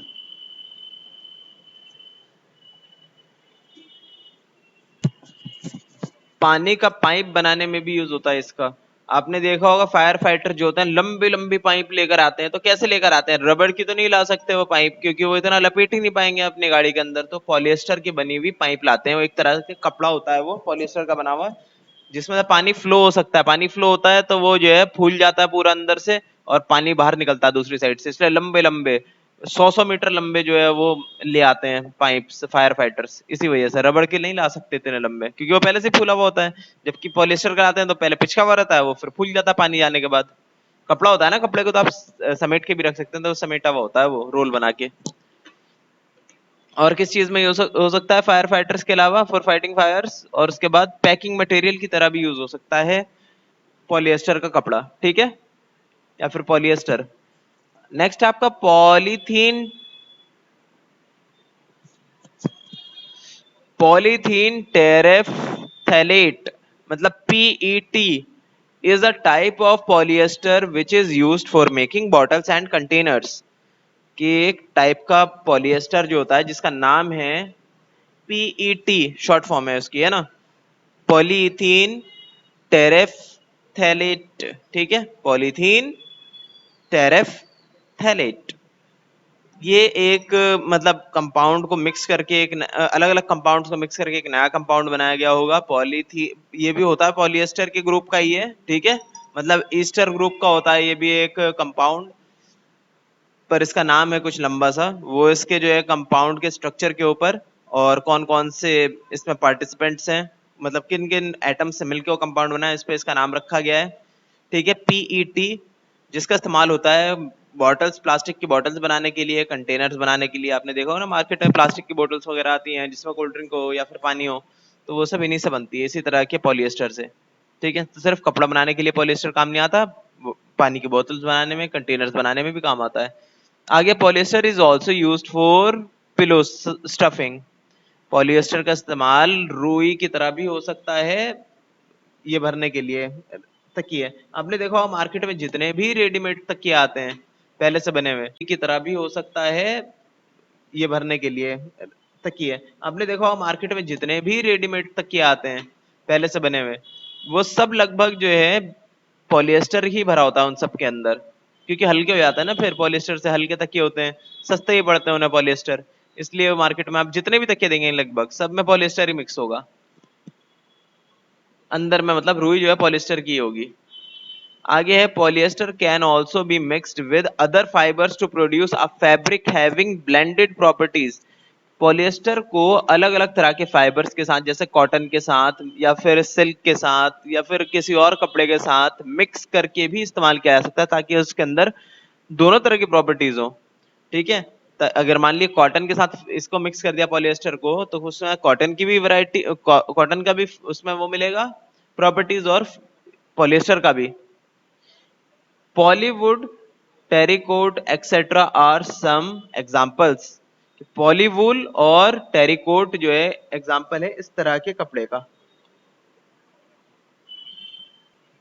अब नेक्स्ट देख लेते हैं, ये बहुत ही आसान सा है, acrylic. Acrylic is a type of synthetic fibres that resembles wool in it's property. Acrylic जो है वूल की तरह लगता है, ठीक है, प्रॉपर्टीज के मामले में।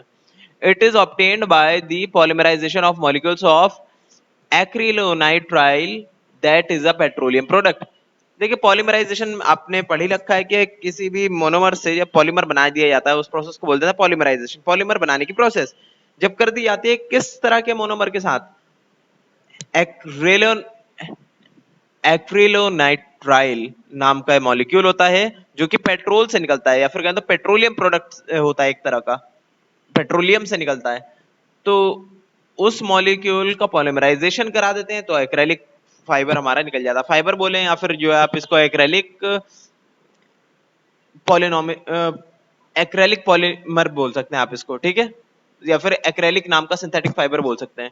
ये तैयार हो जाता है हमारे पास, जिसका फायदा क्या होता है, प्रॉपर्टीज ऑफ एक्रेलिक। एक्रेलिक का फायदा होता है आपका, देखिए स्वेटर बना रखा है एक्रेलिक से, कपड़ा बनाने में काम आता है सबसे पहली बात तो। और भी क्या क्या फायदा होता है एक्रेलिक का, it is soft, light weight and warms with a wool like feel. Wool की तरह दिखता है, देखने में लगता है वूल की तरह, ठीक है, एक्रेलिक। लाइट वेट होता है, गर्म होता है, सॉफ्ट होता है, ये सब फायदे इसके। सेकंड क्या है, इट डज नॉट श्रिंक और रिंकल, ना तो श्रिंक होता है ना रिंकल होता। और क्या चाहिए बताइए स्वेटर में, ये सब तो होना चाहिए। इसके बाद है it is resistant to weathering and cheaper than wool. Wool से सस्ता होता है और मौसम के हाल को झेल सकता है आसानी से। ऐसा नहीं है कि बारिश में या फिर जो है किसी और तरह से खराब हो जाए वो जल्दी, या पीला पड़ जाए जल्दी, ऐसा नहीं होता, वो रहता है लंबे टाइम तक सही। It is resistant to chemicals and moth. कि मॉथ जो है मतलब कि कीड़े वगैरह नहीं लगेंगे उसके ऊपर, जो खा जाते हैं ना कीड़े, कुछ कीड़े होते हैं जो खा जाते हैं कपड़ों को, तो वो नहीं होने वाला उनके साथ। और केमिकल से रेजिस्टेंट रहेंगे, मतलब कि कपड़े पीले पड़ जाते हैं ना एक टाइम के बाद, उनकी ऑक्सीडेशन हो जाती है, वो नहीं होगा उनके साथ। It is easier to wash and more durable, आसानी से धो सकते हैं इनको और लंबे टाइम तक चलते हैं। Use of acrylic, it is use for making thread for knitting sweaters, sweaters बनाने के लिए उनके थ्रेड बनाए जाते हैं। It is used for making blankets and shawls which are very light and warm, कि शॉल्स और स्वेटर्स बनाने में, शॉल्स और ब्लैंकेट्स बनाने में काम होते हैं जो कि हल्के भी होते हैं, हल्का होना जरूरी है, ठीक है, इस तरह के कंबलों का, ताकि आसानी से उड़ा जा सके, ताकि भारी ना फील हो हमें, और उसके बाद गर्म भी होते हैं बहुत ज्यादा, हवा नहीं पार होने देते होंगे अपने अंदर से। आगे देखिए advantages and disadvantages of synthetic fibres. देखिए हमने कुछ खास अच्छी बातें देखी हैं अब तक तो सिर्फ, अब कुछ बुरी बातें भी देख लेंगे, पहले अच्छी बातें देखेंगे फिर उसके बाद बुरी बातें देखेंगे सिंथेटिक फाइबर्स की। Advantages and disadvantages of using synthetic fibers are as follows. Advantages सबसे पहले देख लेते हैं। फर्स्ट आपका they are used for high performance applications etc. insulation materials, aircrafts, fuselages, bullet proof fabrics etcetera, कि इनका इस्तेमाल जो है हाई परफॉर्मिंग एप्लीकेशंस के लिए किया जा सकता है। जैसे मान लीजिए आप, मतलब ऐसे काम जो कि नॉर्मल किसी और कपड़े से नहीं किए जा सकते, जैसे कि इंसुलेट करने का किसी मटेरियल को, किसी चीज को बचा के रखना है, प्रूफ फैब्रिक्स एक्सेट्रा, कि इनका इस्तेमाल जो है हाई परफॉर्मिंग एप्लीकेशंस के लिए किया जा सकता है। जैसे मान लीजिए आप, मतलब ऐसे काम जो कि नॉर्मल किसी और कपड़े से नहीं किए जा सकते, जैसे कि इंसुलेट करने का किसी मटेरियल को, किसी चीज को बचा के रखना है ना, तो उसके लिए इस्तेमाल हो सकता है, क्योंकि ये तो खराब ही नहीं होगा, चाहे इस पर पानी पड़े चाहे कुछ पड़े, ये ऐसे कैसे रहने वाला है। एयरक्राफ्ट बनाने में भी काम होता है इसका, ठीक है, फ्यूजलाज बनाने के लिए काम आता है। फ्यूजलाज क्या होता है, देखिए एयरक्राफ्ट बनाने में काम आता है, एयरक्राफ्ट में भी होता है आपका फ्यूजलाज। फ्यूजलाज क्या होता है, एयरक्राफ्ट के अंदर विंग्स होते हैं, आपको पता है विंग्स होते हैं, आगे कॉकपिट होता है जिसमें पायलट बैठता है, पीछे विंग, पीछे वो होती है टेल, पर बीच में क्या होता है, बीच में वो होता है ना जिसमें पैसेंजर बैठते हैं, बीच का जो बंकर होता है, उस बीच का बंकर को फ्यूजलाज बोल देते हैं, ये बनाने में काम आता है। बुलेट प्रूफ फैब्रिक्स बनाने में काम आता है, ऐसे कपड़े जिससे बुलेट भी पार ना हो सके, तो ऐसा भी कपड़े बना सकते हैं हम, क्योंकि बहुत ही मजबूत होते हैं ना, फाइबर्स ही है इसलिए। आगे है दे आर रिंकल रेजिस्टेंस, कि उनमें रिंकल नहीं पड़ते, बार बार प्रेस करने की जरूरत नहीं है। दे रिमेन मॉइस्चर फ्री, ये पानी नहीं सोखते। They have high wear and tear resistance, ना आसानी से वो फटते नहीं है ये कपड़े, ठीक है। इन्हें आप जो है, इसे भारी, अगर आपको कोई सामान लाद के जाना है ना, कोई आपने कॉटन का कोई झोला लिया, तो उसमें आपने रख दिया 20 किलो कोई सामान, तो फट सकता है झोला आसानी से। जबकि आप 20 किलो सामान अगर किसी सिंथेटिक फाइबर या फिर कहें तो कोई ऐसा मजबूत सिंथेटिक फाइबर हो जिसके अंदर आप रखेंगे 20 किलो, तो उससे कोई फर्क भी नहीं पड़ेगा, ऐसा भी होता है। तो इसीलिए इसमें काम आता है ये high wear and tear resistance, कि आसानी से फटेगा नहीं। They are long lasting and light in weight, लंबा चलते हैं और वजन में हल्के होते हैं। दे आर मॉथ रेजिस्टेंस, उसमें कीड़े नहीं लगते। They are insoluble in common solvents, कि आसानी से वो ना घुल नहीं जाते चीजों में, जैसे कि आप समझ ले किस तरह का केमिकल, किस तरह का एसिड पड़ गया ना कॉटन में, आराम से पिघल जाएगा वो, जबकि अगर वही चीज पॉलिस्टर पे पड़ी तो चांसेस है कि बच जाए, वो ना पिघले, क्योंकि प्लास्टिक होता है उसके अंदर मिक्स, और प्लास्टिक किसी भी केमिकल से बहुत मुश्किल से ही इंटरेक्ट करता है। They are easy to clean and quickly dry, and dry quickly, आसानी से धोया जा सकता है और सुखाया भी जा सकता है आसानी से। They are less expensive than natural fibres, बाकी नेचुरल फाइबर्स से बहुत ही सस्ते होते हैं सिंथेटिक फाइबर्स। ये सब फायदे हैं देखिए इनके। डिसएडवांटेजेस क्या क्या है, दे डू नॉट एब्जॉर्ब स्वेट, कि वो पसीना नहीं सोखते, तो पहनने में थोड़ा अनकंफर्टेबल फील तो होगा, पसीना हमारे बॉडी में रह जाएगा तो। They are uncomfortable to wear in summer seasons, तो उसकी वजह से उन्हें सर्दियों में पहनना, गर्मियों में पहनना थोड़ा अनकंफर्टेबल है। नेक्स्ट आपका they have a general tendency to melt in spite of burn, कि अगर उन्हें जला दिया जाए ना तो वो हो जाते हैं पिघलने का मतलब कि अगर मान लिया आपकी स्किन के आसपास बहुत ज्यादा गर्मी है, ठीक है, मान लिया आसपास में कहीं भाप आ गई का, फिर आग वगैरह आ गई, तो आपकी स्किन पे ही वो मेल्ट हो जाएंगे कपड़े, तो स्किन और ज्यादा जल जाएगी आपकी, तो ये सब नुकसान हो सकता है। और पिघल जाते हैं वो बहुत जल्दी, मतलब आपने प्रेस कर दिया ना ज्यादा हाई पे करके, तो देखेंगे कि पिघल सा गया वो कपड़ा, जल जाएगा वो कपड़ा बहुत ही जल्दी, तो ये सब दिक्कतें हैं उसके अंदर। So they are not suitable for working in flame-like areas और in kitchen, किचन में पहनने के लिए सही नहीं है, या फिर ऐसी जगह, ऐसी फैक्ट्री में जहाँ पे आग का काम होता हो, वहां पे पहनना है, सही नहीं है। आगे दे कंटेन केमिकल्स विच में हार्म और स्किन, इस तरह के केमिकल्स हो सकते हैं उसके अंदर जिससे हमारे शरीर को नुकसान पहुंचे, या कहें तो स्किन को नुकसान पहुंचे। लास्ट आपका they are non biodegradable, that is they do not decompose and hence cause pollution. क्या नॉन बायोडिग्रेडेबल होते हैं, मतलब कि जो आपका सिंथेटिक का कपड़ा बन गया सो बन गया, अब वो पिघलेगा ही नहीं बहुत लंबे टाइम तक, उसे फिर आपको रिसाइकिल करना पड़ेगा। समझ गया? आपने सोचा कि आपने तो फेंक दिया जंगल में जाके, अब कपड़ा जो है सड़ जाएगा एक टाइम के बाद, तो पॉलिएस्टर नहीं सड़ने वाला, कॉटन वूल ये सब तो सड़ जाएंगे, पर ये नहीं सड़ेगा आपका सिंथेटिक फाइबर, ये नुकसान की बात है। आगे हम नेक्स्ट क्लास में पढ़ेंगे general properties of synthetic fibres.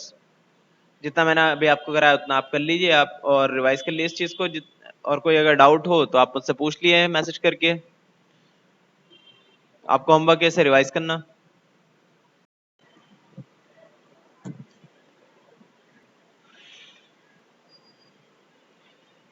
Last class में हमने एडवांटेजेस एंड डिसएडवांटेजेस के बारे में जाना था सिंथेटिक फाइबर के। आज हम जानेंगे कुछ जनरल प्रॉपर्टीज के बारे में सिंथेटिक फाइबर के। जनरल प्रॉपर्टीज क्या क्या होती हैं, कि किस तरह की फिजिकल प्रॉपर्टीज है उसके अंदर, है ना, मतलब दिखने में कैसा लगता है, उसकी क्या क्या खासियतें हैं, कितना मजबूत है, पानी में जाके घुल जाता है नहीं घुलता, बहुत सारी चीजें देखेंगे। पहले आपका टेंसाइल स्ट्रेंथ, मजबूती।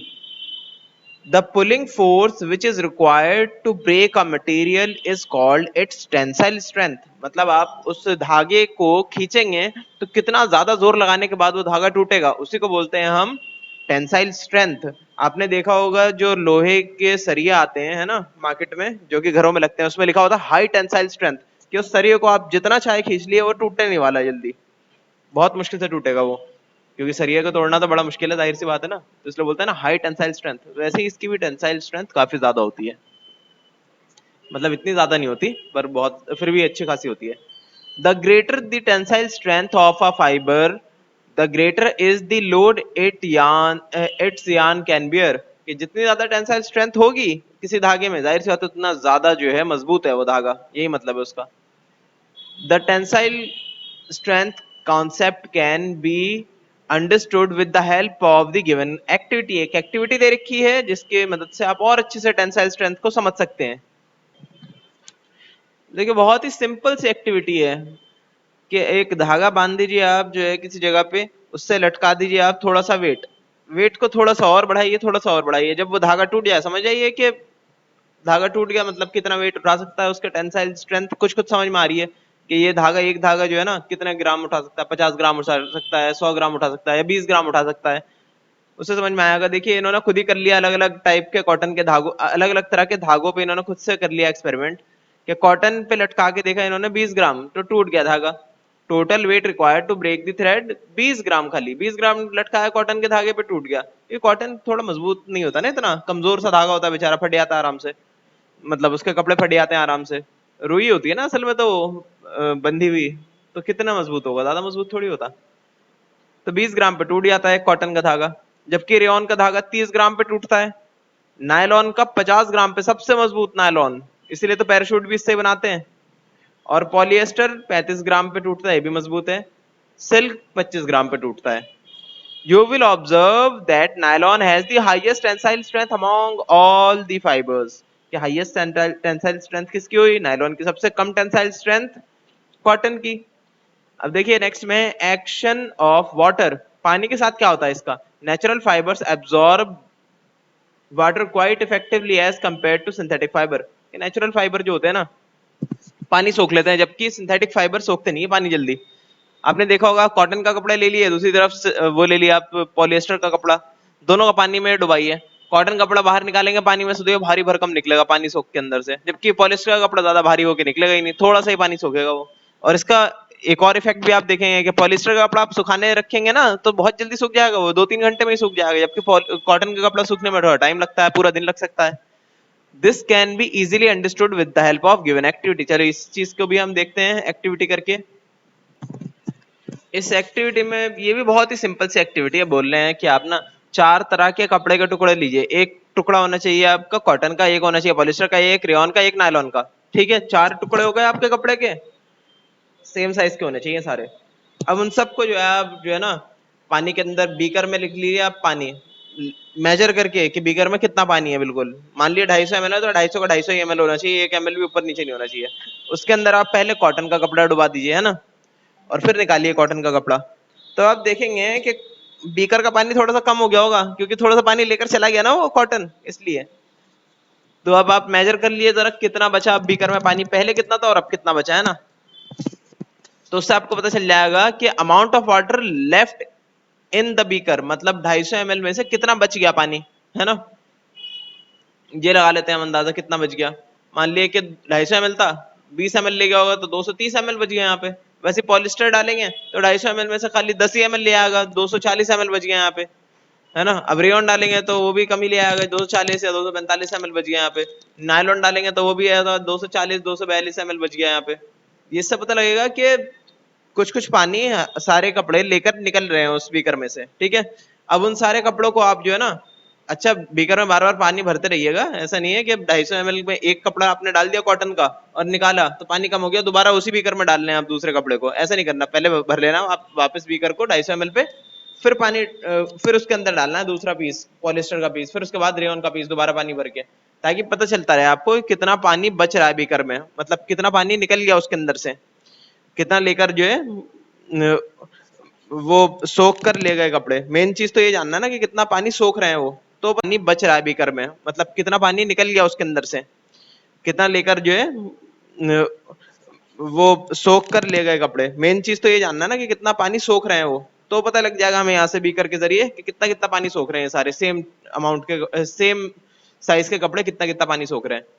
अब उसके बाद उन्हें सुखाने के लिए रख दिया और देखिए कितने मिनट में ड्राई हुए सारे। तो सबसे पहले मेरे ख्याल से पॉलिस्टर या नायलॉन हो जाएगा ड्राई, फिर उसके बाद और रेयन भी हो जाएगा ड्राई, फिर उसके बाद सबसे लास्ट में कॉटन ड्राई होगा। तो इससे हमें पता लग जाएगा कि कौन कौन कितना कितना पानी सोखता है ना।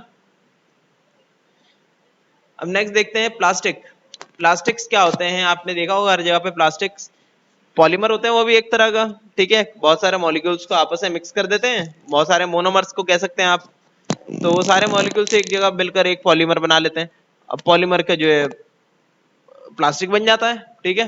कुछ के सिंथेटिक फाइबर्स ही बनाते हैं, कुछ के प्लास्टिक्स ही बनाते हैं। प्लास्टिक्स क्या होते हैं, plastics are man made materials that are obtained from petroleum, coal, oil and limestones.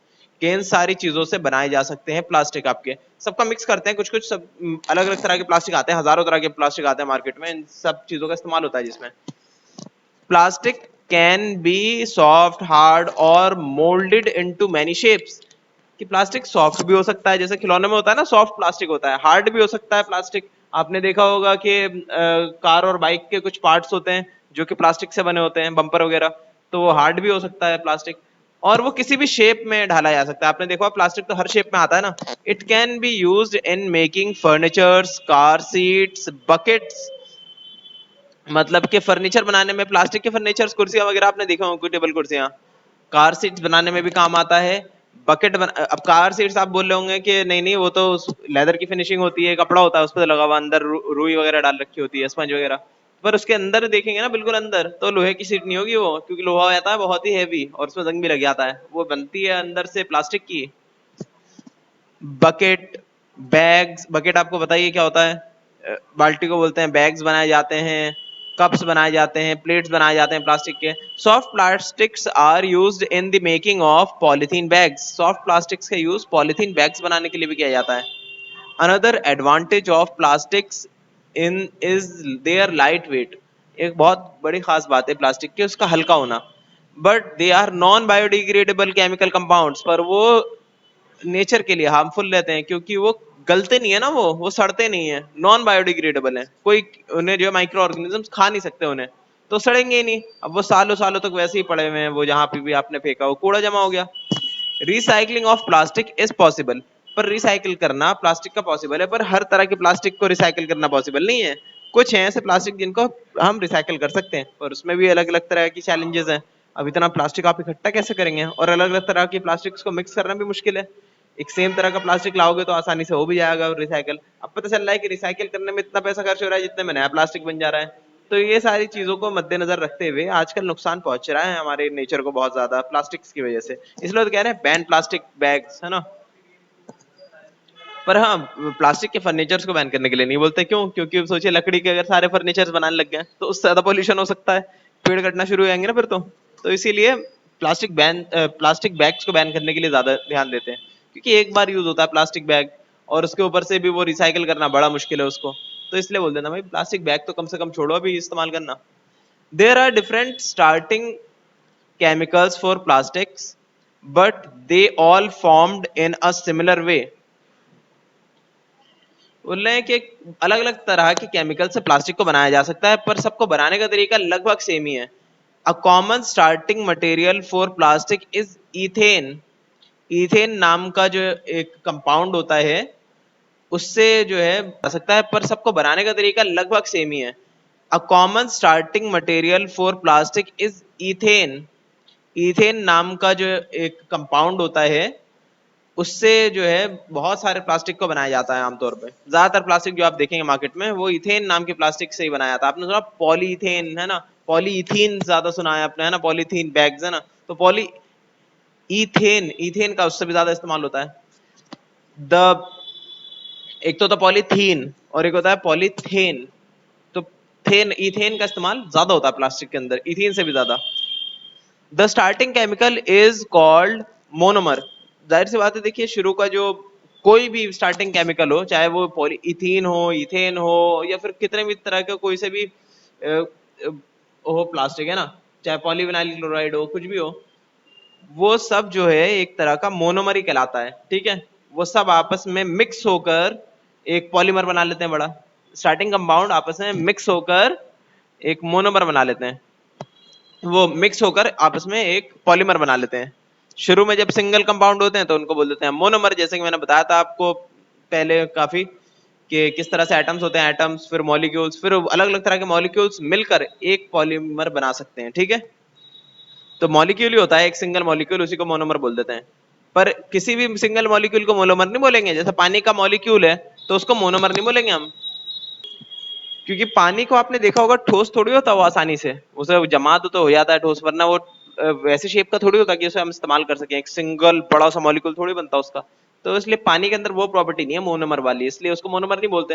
पर कुछ ऐसे मॉलिक्यूल्स हैं जिसमें मोनोमर वाली प्रॉपर्टीज होती हैं. ठीक है, मतलब ऐसी प्रॉपर्टीज जो जुड़कर एक पॉलीमर बना सके, बहुत लंबी सी चेन बना सके, उसकी एक प्लास्टिक बना सके, जैसे कि इथेन या इथीन है ना, या फिर विनाइल क्लोराइड, ऐसा कुछ. तो वो सबको हम बोल देते हैं मोनोमर, कि उसमें ऐसी प्रॉपर्टी है तो सिंगल मॉलिक्यूल, पर उसमें ऐसी प्रॉपर्टी है जो कि पॉलीमर बना सकते हैं, जिससे हम बड़ी सी चेन बना सकते हैं, एक अलग से सब्सटेंस ही बना सकते हैं उससे पूरा. तो वो हो जाता है मोनोमर. ठीक है, अब monomer is a single molecule under the right conditions. Two single monomer can link together to form chains called polymer. कि मोनोमर वो मॉलिक्यूल्स होते हैं, ठीक है, सिंगल मॉलिक्यूल्स, जो कि सही कंडीशन में, राइट कंडीशन में, चाहे उसे हीट करना हो, चाहे किस तरह का केमिकल रिएक्शन कराना हो, वो करने के बाद वो जो है ना मोनोमर्स आपस में जुड़कर एक चेन बना लेते हैं. इन्होंने टू देखिए गलती से लिख दिया. देखिए होता तो आमतौर पे शुरू में दो ही में ही होता है, दो जुड़ते हैं, फिर उसके बाद फिर तीसरा भी जुड़ा था, फिर चौथा भी जुड़ा था, पांचवा भी जुड़ा था, सब हो जाता है. कि आपस में जुड़कर जो है ना, वो एक लिंक बना ले, आपस में लिंक से जुड़ जाएं, और जुड़ने के बाद जो एक लॉन्ग चेन बना ले, जिसको कहा जाता है polymer. This process is called polymerisation. इस प्रोसेस को हम पॉलीमराइजेशन भी बोलते हैं. Types of plastic. अब देखिए यहाँ पर आप देख रहे होंगे एफ एफ एफ 3 बार लिखा और बीच में भी है, मतलब ये है ना एक मॉलिक्यूल है जिसके बीच में बोरोन और साइड में 3 फ्लोरीन के एटम्स, ये पूरा मिलके एक मॉलिक्यूल बन गया. अब ऐसे ही मॉलिक्यूल्स होते हैं सारे, इसी तरीके के अलग अलग शेप्स में होते हैं और अलग अलग तरह के उसमें एटम्स होते हैं. तो उसे लिखने का तरीका कुछ ऐसा होता है. देखिए एक मॉलिक्यूल है, ये एक मॉलिक्यूल है, ये भी एक मॉलिक्यूल है एटीपी का, ये सब आपस में मिल कर जो है ना, इस सबने चेन बना ली. बहुत सारे इस तरह के एटम्स और इस तरह के मॉलिक्यूल्स और इस तरह के मॉलिक्यूल्स और इस तरह के मॉलिक्यूल्स, सबने मिलकर एक चेन बना ली. देखिए चेन दिख रहा है लंबा सा, सबको एक एटम की तरह गोल गोल दिखा दिया. सबको ऐसे दिखाते हैं तो फिर समझ ही नहीं आता कि क्या बना है. सबको एक गोले की शक्ल में दिखा दिएगा, और ऐसे बहुत सारे गोले आपस में मिला के एक चेन बन गए. मतलब बहुत सारे मॉलिक्यूल्स आपस में मिक्स होकर एक चेन बना ली. इसी चीज को बोलते हैं पॉलीमराइजेशन. ठीक है, और ये जो इसका पार्टिसिपेंट्स है, मतलब ये सारे मॉलिक्यूल्स, इन सब मॉलिक्यूल्स को कह दिया जाएगा मोनोमर्स, क्योंकि इनके अंदर वो प्रॉपर्टी है, वो खासियत है जिससे कि वो पॉलीमर बना सकते हैं लंबा. ठीक है, टाइप्स ऑफ प्लास्टिक्स में देखिए क्या बोल रहे हैं. प्लास्टिक्स आर जिससे कि वो पॉलीमर बना सकते हैं लंबा. ठीक है, टाइप्स ऑफ प्लास्टिक्स में देखिए क्या बोल रहे हैं. Plastics are divided into two main groups depending upon which way the chains are formed, that are as follows. बोल रहे हैं कि जिस तरह से उन्हें बनाया जाता है या जिस तरह से उनके चेन्स बनते हैं ना, अब चेन बने पर चेन जो है उनकी अरेंजमेंट भी अलग अलग हो सकती है प्लास्टिक्स की। उसके ऊपर दो तरह से डिवाइड कर दिया गया है प्लास्टिक्स को। एक को बोला गया थर्मोप्लास्टिक, एक को बोला है थर्मोसेटिंग प्लास्टिक। थर्मोप्लास्टिक वो होते हैं जो कि सख्त तो होते हैं ठंडा होने के बाद, पर जब आप उसे गर्म कर देंगे तो फिर से वो पिघल से जाएंगे, वो सॉफ्ट हो जाएंगे, है ना। आपने बहुत सारे खिलौनों के अंदर आपने प्लास्टिक देखे होंगे, थोड़ा सा आप उन्हें हीट करिए वो सॉफ्ट हो जाएंगे अपने आप ही। तो वो हो गए आपके थर्मोप्लास्टिक्स। जबकि कुछ ऐसे प्लास्टिक्स होते हैं जो कि आमतौर पे टीवी फ्रिज के होते हैं, आपने देखा होगा, उन्हें आप गर्म करिए वो सॉफ्ट बिल्कुल नहीं होंगे, चाहे कितना भी गर्म कर लियो जल जाएंगे पर वो सॉफ्ट नहीं होंगे। तो उनको बोलते हैं हम थर्मोसेटिंग प्लास्टिक्स। इन दोनों के बीच में ये फर्क कैसा आया, क्योंकि देखिए इनके जो चेन्स बनी है एटम से मिलके या कहें तो मोनोमर्स से मिलके, वो चेन्स देखिए आपस में बस उलझी हुई हैं। उलझी हुई है तो कोई स्ट्रक्चर नहीं है, इनका ठोस स्ट्रक्चर नहीं है। सख्त तो हो जाती हैं पर इनका ठोस स्ट्रक्चर नहीं है, ये मुड़ सकते हैं आसानी से।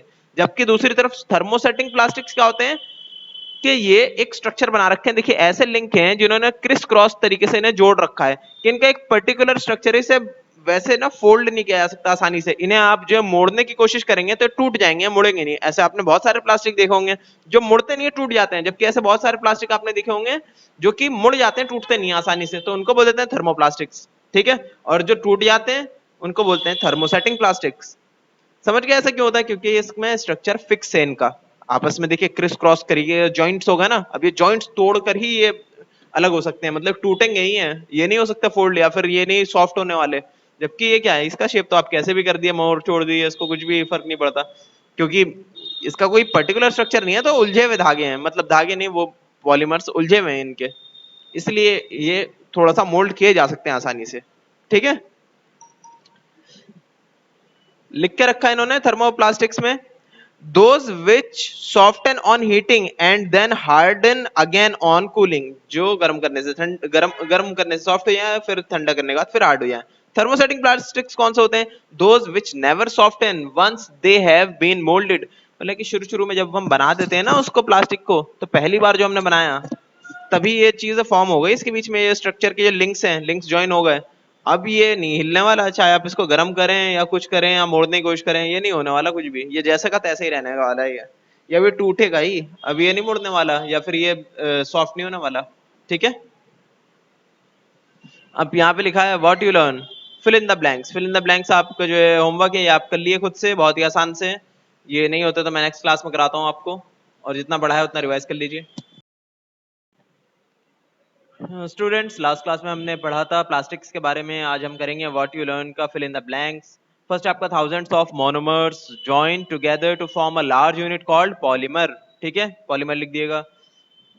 सेकंड है आपका rayon, nylon and polyester are example of synthetic fibres. Third है आपका dash is the first synthetic fibre made by man. तो इसका अंदर आंसर देखिए, यहाँ लिखा हुआ है nylon. Nylon is another synthetic fibre, in fact nylon is the first synthetic fibre made by man. ठीक है, तो नायलॉन है इसका, थर्ड में नायलॉन आएगा। फोर्थ में आएगा dash is the most widely used in textile manufacture. क्या चीज बहुत ज्यादा यूज होती है टेक्सटाइल मैन्युफैक्चरिंग में, तो जवाब है पॉलिएस्टर। पॉलिएस्टर में दिखा हुआ है, देखिए polyester is the most widely used in textile manufacture. Fifth देखिए, फिफ्थ में बोला dash is a type of synthetic fibre that resembles wool in its properties. ऐसा कौन सा सिंथेटिक फाइबर है जो वूल की तरह दिखता है, तो इसका आंसर है acrylic. Acrylic is a type of synthetic fibre that resembles wool in its properties, तो एक्रेलिक लिख दिएगा इसमें। सिक्स में है Bakelite, melamine, epoxy resins are examples of polymer. ठीक है, ये तीनों एग्जांपल्स हैं आपके पॉलीमर्स के। उसके बाद है थर्मोप्लास्टिक्स।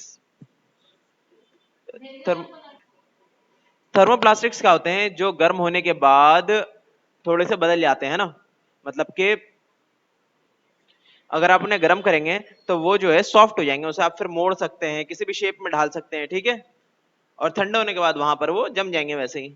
ठीक है, फिर आप गर्म कर दिए, फिर उसे आप मोड़ दिए जैसे मोड़ना है आपको, फिर वो ठंडा होने के बाद वैसे शेप में रहेंगे जैसे कि आपने मोड़ दिया ना, उसी शेप में रहेंगे वो ठंडा होने के बाद भी। तो ये होता है थर्मोप्लास्टिक्स। अब थर्मोसेटिंग प्लास्टिक्स क्या होते हैं, वो भी हमने पढ़े थे। थर्मोसेटिंग जैसे आप गर्म करें, कुछ भी करें आप, गर्म ठंडा कुछ भी करने से वो कुछ नहीं होने वाला, वो टस से मस नहीं होंगे, वो जरा से भी नहीं मुड़ेंगे, जैसे हैं वैसे ही रहेंगे, वो टूट जाएंगे पर वो मुड़ेंगे नहीं। उन्हें बोलते हैं हम थर्मोसेटिंग प्लास्टिक्स।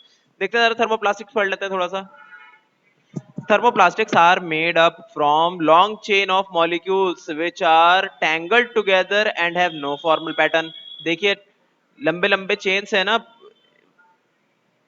कहाँ गए, ये देखिए लंबे लंबे चेन्स है ना थर्मोप्लास्टिक्स के, हैं पॉलीमर के चेन्स, जो कि किसी एक पर्टिकुलर स्ट्रक्चर के नहीं है, कोई पैटर्न नहीं है, बस कहीं भी उलझे हुए हैं, टैंगल्ड हुए हैं।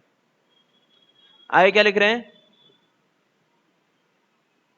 They are very few cross links between the long chain. कि इनमें कोई क्रॉस चेन्स नहीं होती। क्रॉस चेन बोले कि दो लिंक्स हैं, मतलब ये जो लिंक्स है ना उनको बोलते हैं क्रॉस चेन्स। क्रॉस चेन्स वो नहीं है इसके अंदर, है ना, होते भी तो बहुत कम होते हैं। This means that when thermoplastics heated they become soft which allows them to be bent, कि उन्हें मोड़ा जा सकता है गर्म करने के बाद, pressed and formed into different shapes। As they cool they become stiff again। ठंडे होने के बाद वो फिर हार्ड हो जाते हैं। The main advantage of thermoplastics is that they can be reheated and reshaped many times. This flexibility is one of the key features of thermoplastics. के इनकी खास बात ही है कि इन्हें बार बार आप हीट करिए, जैसे भी शेप में डालना है वैसे डाल सकते हैं आप, अगर बार बार अलग अलग तरह का यूज हो रहा है आपका तो। About 80% of the plastic produced are thermoplastics. लगभग 80% जो भी दुनिया में प्लास्टिक बनता है वो सब थर्मोप्लास्टिक ही होता है। मतलब उन्हें आप पिघलाएंगे ना, मतलब गर्म करेंगे तो वो मुड़ जाएगा, बेंड हो जाएगा। थर्मो पॉलीथीन भी एक थर्मोप्लास्टिक है। Poly polypropylene, polystyrene, polystyrene and polyvinyl chloride मतलब PVC are the examples of thermoplastics. They are used for manufacturing audio disc. Audio disc तो आपको पता ही होगा, सीडी डीवीडीज नहीं होती, उनकी बात कर रहे हैं। शूज जूते बनाने में काम आते हैं। शूज के जो are use for manufacturing audio disc. Audio disc तो आपको पता ही होगा, सीडी डीवीडीज नहीं होती, उनकी बात कर रहे हैं। शूज जूते बनाने में काम आते हैं। शूज के जो सोल होते हैं कई बार वो प्लास्टिक के बने होते हैं। Handbags, toys, combs, car grills, drain pipes and various types of containers. Next है आपका thermosetting plastics. These types of plastics are made up from long lines of molecules that are cross links. Cross links होते हैं ना, देखिए रहा cross link हुए हुए हैं, मतलब के दो स्ट्रैंड्स, मतलब के दो लाइंस जो है आपके पॉलीमर की वो जुड़ी हुई हैं आपस में, तो क्रॉस लिंक हुए हुए हैं। This results in very rigid molecular structure. बहुत ही ठोस रिजिड मॉलिक्यूलर स्ट्रक्चर में ये बदल जाता है ये, ठीक है। Thermosetting plastics will soften when heated for the first time. कि पहली बार आप उसे अगर हीट करेंगे ना, पहली बार जो आप उसे पिघला हुआ जब आप बना रहे होंगे उस प्लास्टिक को, तब वो जो है सॉफ्ट हो जाएगा, तब आप किसी भी मोल्ड में उसे डाल दिए। This allows them to be shaped but because they are set in a rigid and permanently stiff molecule structure, क्योंकि उसके अंदर मॉलिक्यूलर स्ट्रक्चर स्टिफ बन चुका होता है वो, तो वो बाद में फिर दोबारा रीशेप या रीहीट करने के बाद नहीं हो सकता कुछ। They cannot be reheated and reshaped like thermoplastics. Common thermoplastic common thermosetting plastics include bakelite, melamine, epoxy resins, urea, formaldehyde resin।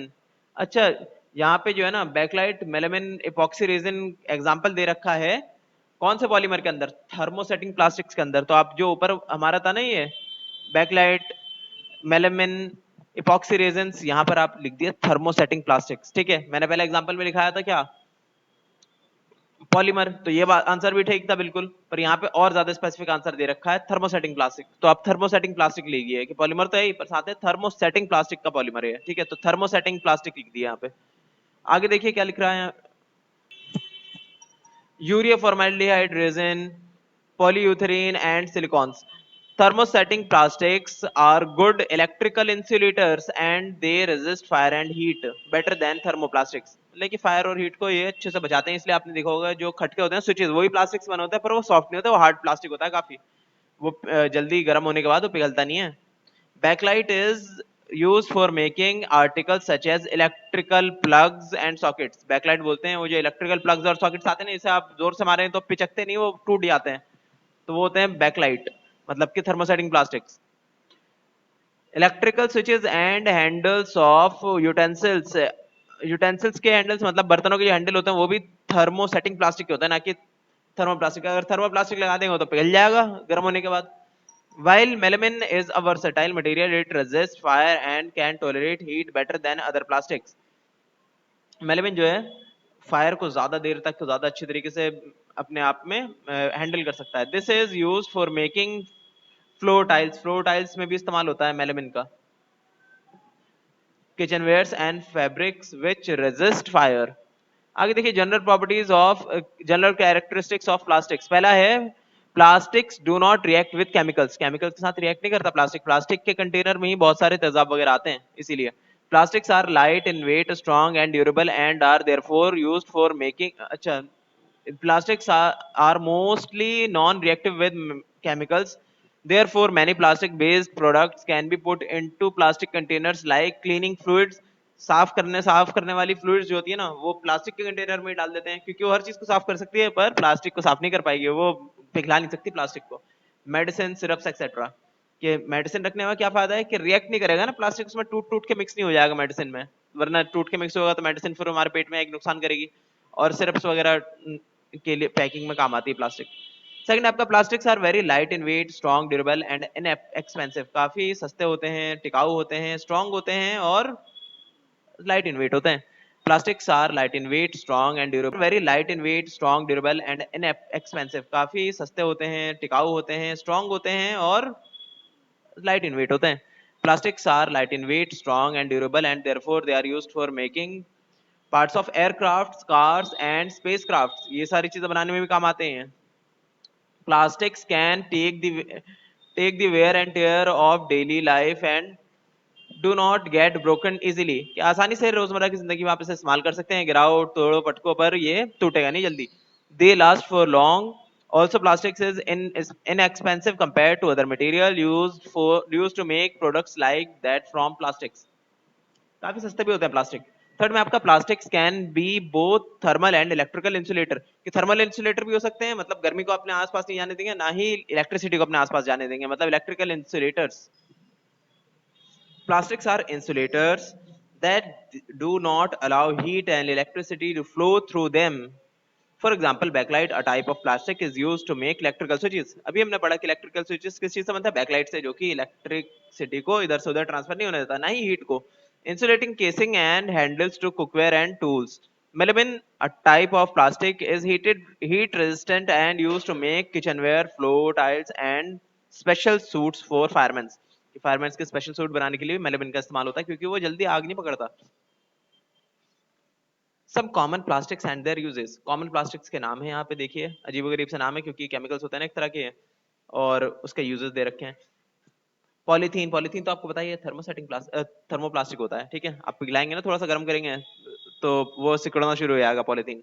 किस चीज के लिए यूज होता है आपको पता ही है, कैरी बैग्स के लिए यूज होता है, एडहेसिव टेप्स के लिए यूज हो सकता है, स्टोरिंग कंटेनर्स के लिए यूज हो सकता है, और इंसुलेटर्स के लिए यूज हो सकता है, इलेक्ट्रिकल वायर्स के लिए। अब दूसरा है पॉलीविनाइल क्लोराइड, जो पीवीसी के नाम से फेमस है। ये भी होता है थर्मोप्लास्टिक, मतलब कि आग के साथ वो भी बेंड हो जाता है, गर्म होने से बेंड हो जाता है। सोल्स ऑफ शूज इसके बने होते हैं पीवीसी के। Covering electrical wires, electric wires के ऊपर जो खोल होती है ना वो इसी की होती है। एज इंसुलेटर, सैनिटरी फिटिंग्स, ठीक है। आगे हैं थर पॉलिस्टाइरीन। पॉलिस्टाइरीन क्या आता है, थर्मोप्लास्टिक है ये भी। हॉट ड्रिंक कप्स, कप्स में यूज होता है ये। जो कोल्ड ड्रिंक वाले कप्स होते हैं ना वो पॉलिस्टाइरीन के बने होते हैं। टॉयज बना सकते हैं इससे हम, मतलब बनाते ही हैं। पैकेजिंग मटेरियल्स बनते हैं इससे। थर्मोकॉल इससे बनता है। स्टायरोफोम बोलते हैं उसे, स्पेशल टाइप का पॉलिस्टाइरीन होता है उसे स्टायरोफोम बोल देते हैं। Insulating materials and refrigerators. Refrigerators में जो इंसुलेट करता है ना, जो बाहर की गर्मी को अंदर नहीं आने देता फ्रिज के अंदर, उसको वो जो है इसी पॉलिस्टाइरीन से ही बनता है। टेफलॉन, टेफलॉन जो है थर्मोसेटिंग प्लास्टिक है, कि वो गर्म भी करेंगे तो वो ना वो पिघलेगा ना वो बेंड होगा। Non stick cookware used in corrosion proof coating in chemical industries। इन सब चीजों में यूज होता है ये। उसके बाद है बैकलाइट। बैकलाइट का इस्तेमाल अभी हमने पढ़ लिया, इलेक्ट्रिकल स्विचेस वगैरह में यूज होता है, कॉम्स में यूज हो सकता है, फाउंटेन पेन बॉडीज में यूज हो सकता है। आगे है मेलामिन, थर्मोसेटिंग प्लास्टिक होता है, अनब्रेकेबल किचन वेयर के लिए यूज होता है और फायरमैन के सूट्स के लिए यूज होता है। Disadvantages of using plastics. Plastic से डिसएडवांटेजेस भी हैं। जब शुरू शुरू में प्लास्टिक आया था ना, सब बोल रहे थे कि मतलब जो बड़े बड़े साइंटिस्ट थे वो कह रहे थे कि अब तो पॉल्यूशन खत्म हो जाएगा, अब हम पेड़ काटने की जरूरत नहीं है, अब प्लास्टिक ही प्लास्टिक है। तो पर लोगों ने इतना ज्यादा इस्तेमाल करा प्लास्टिक का कि पॉल्यूशन प्लास्टिक के वेस्ट से होने लग गया। मतलब इतना सारा प्लास्टिक है, अब वो फेंका कहाँ पे, लोग जला देते हैं, पता नहीं क्या कर देते हैं, उससे पॉल्यूशन और होने लग गया। Plastic, without plastic life would be less convenient, कि मुश्किल हो जाएगी थोड़ी जिंदगी बिना प्लास्टिक के। But the convenience of plastic has come at price, mostly because so many plastics are used for disposal items that people throw away। पर बहुत सारे लोग इसे ऐसी चीजों में इस्तेमाल करते हैं कि एक बार इस्तेमाल करा और फेंक दिया, जैसे पॉलिथीन वगैरह। इससे क्या होगा, बहुत सारे प्लास्टिक इकट्ठा होने लग जाएगा। The problem is that the items do not ever go away, कि कभी ये चीज पिघलती ही नहीं, मतलब बायोडिग्रेडेबल नहीं है ना, वो हजारों सालों तक ऐसे कैसे पड़ा रहता है। कई बार तो 500 बिलियन, 1 बिलियन होता है आपका 100 करोड़, तो 500 बिलियन कितना हो गया सोचिए आप। इतना जो है ना, अच्छा हर साल 500 बिलियन जो है प्लास्टिक बैग्स का इस्तेमाल होता है पूरी दुनिया में। The numbers of fish killed by them are unknown, कि उससे कितनी मछलियां मरती हैं उनकी तो कोई गिनती नहीं है अभी तक। But they are short number in millions, के दसियों लाख में होगी वो गिनती कम से कम। आगे तीसरा पोल्यूशन, पोल्यूशन फैलाता है plastics on burning release poisonous gases causing air pollution, के प्लास्टिक को आप जला दिए, एयर पोल्यूशन हो जाएगी, हवा गंदी हो जाएगी। Workers and people living near a plastic or resin factory are prone to certain kinds of lung diseases and birth defects, कि जो भी ऐसे फैक्ट्री, प्लास्टिक की फैक्ट्री के पास में रहते हैं ना, जो लोग रहते हैं उन्हें खतरा रहता है। कुछ पैदा होते ही, बच्चों के पैदा होते में ही कुछ डिफेक्ट्स हो जाते हैं उनके, कुछ उनके लंग्स में डिजीज हो जाती है कई बार, तो ये सब का खतरा रहता है उन्हें। फोर्थ में है threat to soil and infrastructure. Plastic waste block drains and gutters, के ड्रेन्स और गटर्स को ब्लॉक कर देता है ये, तो इंफ्रास्ट्रक्चर को नुकसान पहुंचा वहां पे, बार बार फिर जो है सीवेज की प्रॉब्लम होने लग गई। Stopping the flow of rain water and sewage causing an overflow that becomes the breeding ground for germs and bacteria, कि जर्म्स एंड बैक्टीरिया, आप सोचिए आप ऐसी जगह पर रहना चाहेंगे यहाँ पे बहुत ज्यादा जर्म्स एंड बैक्टीरिया पनप रहे हो, नहीं रहना चाहेंगे। और ये प्लास्टिक की वजह से हो जाता है, ड्रेनेज बंद हो जाती है, नालियां बंद हो जाती हैं। Plastic bags that land on agriculture land retard the growth of crops, कि इस फसल की उपजाऊ पने में नुकसान पहुंचाता है, फसल नहीं उग पाती जल्दी इसमें, ऐसे जमीन पे यहाँ पे प्लास्टिक बहुत ज्यादा हो।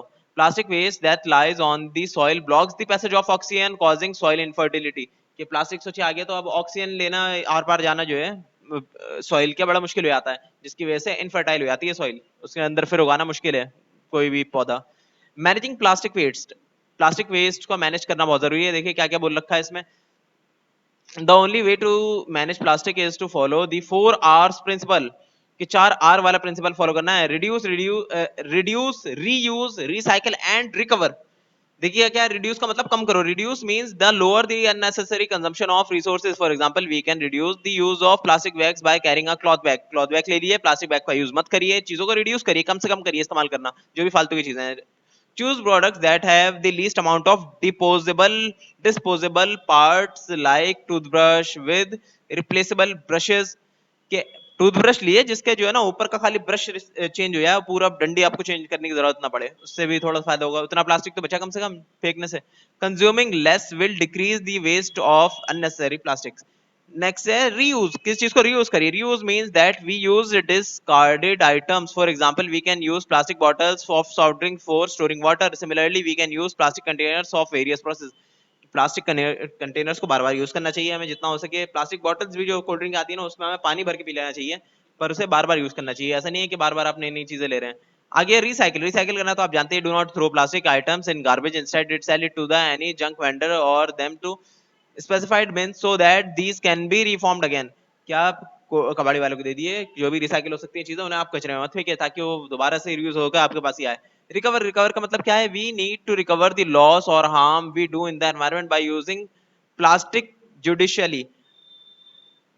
बोलने बोलने कि ऐसा कानून बनाना चाहिए हमें जिससे जो हमने नुकसान पहुंचाया प्रकृति को उसको रिकवर किया जा सके, वापस सही किया जा सके। कानून जैसे अभी बना हुआ है ना, प्लास्टिक बैग बैन कर रखा है इंडिया में, तो ये इसी तरह के और भी कानून बनने चाहिए जिसके प्लास्टिक के यूज को, ऐसी फैक्ट्रीज को बंद कराना चाहिए जिससे बहुत ज्यादा पोल्यूशन फैलता है। ठीक है, वोकेबलरीज देख लेते हैं हम थोड़ा सा। वोकेबलरी में क्या क्या दे रखा है पहले देखते हैं जरा। फाइबर्स, फाइबर्स आपको बताइए क्या है, मैंने समझा दिया। पॉलीमर्स भी बता दिया, बहुत सारे मोनोमर से बनकर बनता है। मोनोमर आपको पता है एक सिंगल यूनिट को बोलते हैं। पॉलीमराइजेशन क्या होता है, पॉलीमर बनाने के प्रोसेस को बोलते हैं। थर्मोप्लास्टिक क्या होते हैं, अभी पढ़ा हमने थर्मोप्लास्टिक और थर्मोसेटिंग प्लास्टिक्स। ठीक है, अब हम करेंगे नेक्स्ट क्लास में एमसीक्यूज। आपके लिए होमवर्क एमसीक्यूज करना है, आपको फिल इन द ब्लैंक्स करना है और ट्रू फॉल्स करने हैं। ठीक है, ये आपका होमवर्क है, ट्राई करिए, नहीं होता तो मैं नेक्स्ट क्लास में कराता हूँ। Okay. Without plastic life would be less convenient, कि मुश्किल हो जाएगी थोड़ी जिंदगी बिना प्लास्टिक के, but the convenience of plastic has come at price, mostly because so many plastics are used for disposal items that people throw away. पर बहुत सारे लोग उसे ऐसी चीजों में इस्तेमाल करते हैं कि एक बार इस्तेमाल करा और फेंक दिया, जैसे पॉलिथीन वगैरह। इससे क्या होगा, बहुत सारे प्लास्टिक इकट्ठा होने लग जाएगा। The problem is that the items do not ever go away, कि कभी ये चीज पिघलती ही नहीं, मतलब बायोडिग्रेडेबल नहीं है ना, वो हजारों सालों तक ऐसे कैसे पड़ा रहता है कई बार तो plastic. From the planet they pollute it. some of the danger associated with the use of plastics are discussed here।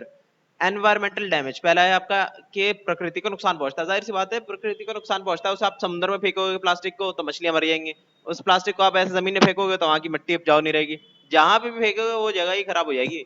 Since synthetic plastics are largely non biodegradable.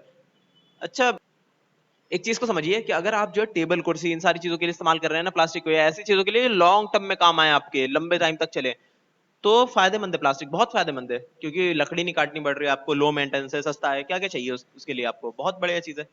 उसका तो रिसाइकिल भी कर सकते हैं आप बाद में। पर प्लास्टिक जो रेगुलर यूज में आती है चीजें, ऐसी चीजें जो मतलब थ्रो यूज एंड थ्रो वाली चीजें, जैसे पाइप्स हो गई वो वाली, ये स्ट्रॉ हो गई, स्ट्रॉ पाइप्स नहीं, स्ट्रॉ हो गई, या फिर ये हो गई क्या कहते हैं पॉलिथीन बैग्स, ये सारी चीजें क्या है, एक बार यूज हुआ और फेंक दिया, इससे तो वो चीज जमा होने लग जाएगी, वो आपने यूज नहीं कर पाए ना लॉन्ग टर्म। वो चीजें पेपर की ही सही है, छोटी मोटी चीजें पेपर की, या फिर आप जो है कपड़े का एक झोला बना लिए जिसको आप बार बार इस्तेमाल कर सकें, वो ज्यादा बेहतर है नेचर के लिए। आगे बोल रहे हैं कि they tend to persist in natural environments. Moreover, many lightweight single-use plastic products and packaging materials, which account approximately 50% of all plastic produce, बोल रहे हैं कि यही use and throw वाला मटेरियल लगभग 50% दुनिया में पाया जाता है। मतलब प्लास्टिक का टोटल 50% सिर्फ यही फेंकने वाली चीजें होती हैं। Are not deposited in containers for subsequent removal to landfills, कि उन्हें लैंडफिल्स में ऐसी खाली जगहों में मैदानों पर डाल दिया जाता है, डंप कर दिया जाता है। रिसाइकलिंग सेंटर्स और इंसेनरेटर्स, बोलने के कभी कभार उन्हें रिसाइकिल भी करने के लिए भेज दिया जाता है। कुछ ऐसा प्लास्टिक होता है जो कि रिसाइकिल किया जा सकता है, ज्यादातर ऐसा होता है जो रिसाइकिल नहीं किया जा सकता। जो नहीं किया जा सकता उसे ऐसे डंप में फेंक देते हैं, और जिसे रिसाइकिल किया जा सकता है उन्हें हम ले आते हैं रिसाइकलिंग फैक्ट्री में। The plastic waste are increasing at an alarming rate and are causing serious threat to the environment. सकता है ज्यादातर ऐसा होता है जो रिसाइकिल नहीं किया जा सकता। जो नहीं किया जा सकता उसे ऐसे डंप में फेंक देते हैं, और जिसे रिसाइकिल किया जा सकता है उन्हें हम ले आते हैं रिसाइकलिंग फैक्ट्री में। The plastic waste are increasing at an alarming rate and are causing serious threat to the environment, कि बहुत स्पीड से प्लास्टिक का खतरा हमारे लिए बढ़ता जा रहा है। सेकंड आपका थ्रेट टू एनिमल लाइफ, कि एनिमल लाइफ, सोचिए कोई जानवर अगर खा ले तो क्या होगा। देखिए पैंडा खा रहा है प्लास्टिक, और ये मतलब गंदा पानी पी रहा है उस प्लास्टिक के वेस्ट की वजह से, और ये आपका देखिए मछलियां मर गई हैं प्लास्टिक खा खा के, और देखिए ये क्या है, ये गाय जो है क्या खा रही है, प्लास्टिक खा रही है, तो क्या होगा, तबीयत खराब हो जाएगी। Plastic bags are bad for the environment because it with all the growing plastics which are not biodegradable blowing around, के उड़ते रहते हैं इधर उधर प्लास्टिक्स।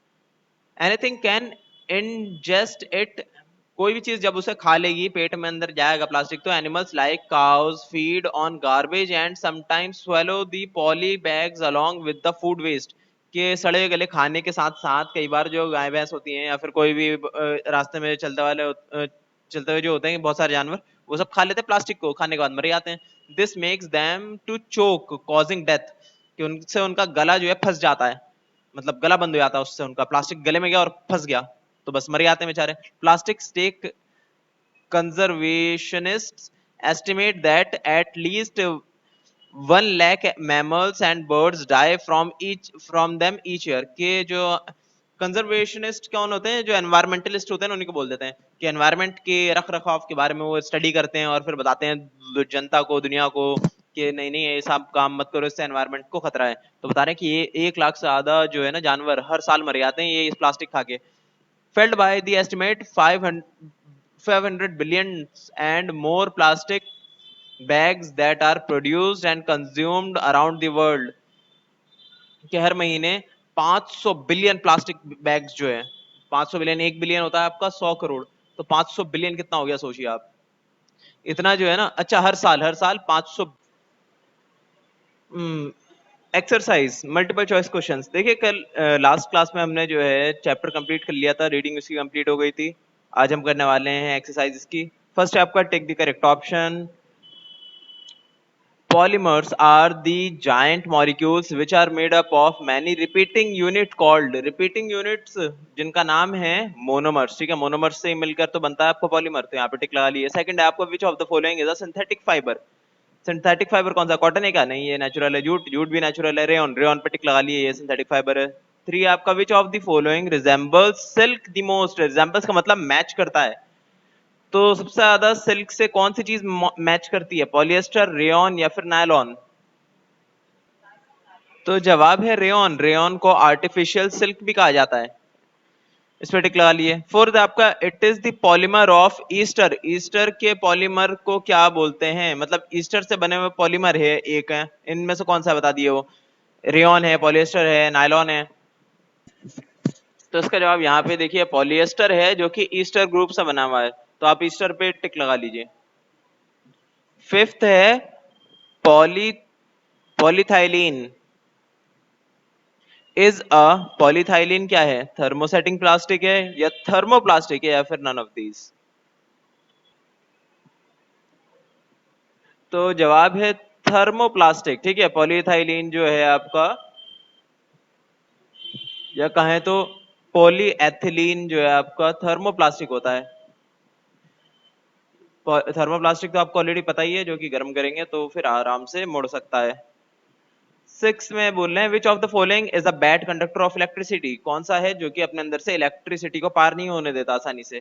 Plastic, copper, iron. तो कॉपर आयरन तो पता है आपको, वायर्स में भी यूज होता है, तो जवाब है plastic. Plastic bad conductor of electricity, इसलिए प्लास्टिक के ही तो बनाते हैं हम अपने प्लग्स वगैरह और स्विचेस वगैरह। सेवन आपका what are most plastics made from. ज्यादातर प्लास्टिक्स जो है किस चीज से बनाया जाता है, नेचुरल गैस से, वुड से या फिर क्रूड ऑयल से? तो जवाब है क्रूड ऑयल से, है ना। पेट्रोलियम के प्रोडक्ट से ही बनाए जाते हैं आपके प्लास्टिक ज्यादातर। एट्थ आपका which type of plastic is used in making electrical switches. Electrical switches को बनाने के लिए बैकलाइट का इस्तेमाल होता है, टेफ्लॉन का या मेलामिन का? तो इसका आंसर है यहाँ पे बैकलाइट है, आंसर है ना। Bakelite is a type of plastic used to make electrical switches. Second पे आते हैं, बी में है आपका fill in the blanks. First में है a dash is made of number of monomers, तो जवाब है पॉलीमर्स। सेकंड में देख लिया the process of combining monomers to form a polymer is called polymerisation. Third में है dash is called a cellulosic polymer. Cellulose से बनाया हुआ पॉलीमर कौन सा होता है? तो जवाब है इसका, देखिए यहाँ पे सेल्यूलोस से बनता है आपका रेयन, तो रेयन लिख दिए उस फिल इन द ब्लैंक में। Rayon is called a cellulosic polymer. Four है आपका acrylic is made from a polymer called, ये रहा देखिए लिखा हुआ एक्रिलोनाइट्राइल। ठीक है, एक्रिलोनाइट्राइल, ये चीज लिख दिया आपने इन द ब्लैंक में। किस चीज से बना होता है एक्रेलिक? एक्रिलोनाइट्राइल पॉलीमर, पॉलीमर से। फाइव आपका plastics which can be soften and get deformed when heated are called thermoplastics. ठीक है, थर्मोप्लास्टिक आएगा यहाँ पे क्योंकि वही होते हैं जिसे आप गर्म करने के बाद डिफॉर्म कर सकते हैं। सिक्स में बोलता है पीईटी स्टैंड्स फॉर, तो इसका आंसर है यहाँ पे पॉलीएथिलीन टेरेफ्थैलेट। इसकी ये है फुल फॉर्म पीईटी की। ठीक है, ये एक तरह का पॉलिएस्टर होता है, यूज होता है बॉटल्स बनाने में, जो यूज होता है बॉटल्स बनाने में, जो पानी की बॉटल्स नहीं होती वो बनाने में काम आता है, कंटेनर से बनाने में काम आता है। ठीक है, पॉलीइथिलीन टेरेफ्थैलेट। सेवन में है the major problem associated with the use of plastics is that they create non biodegradable waste. ठीक है, तो यहाँ पे फिल द ब्लैंक फिल में लिख दिएगा आप नॉन बायोडिग्रेडेबल। सी देख लिए क्या लिख रखा है, right T for true and F for false.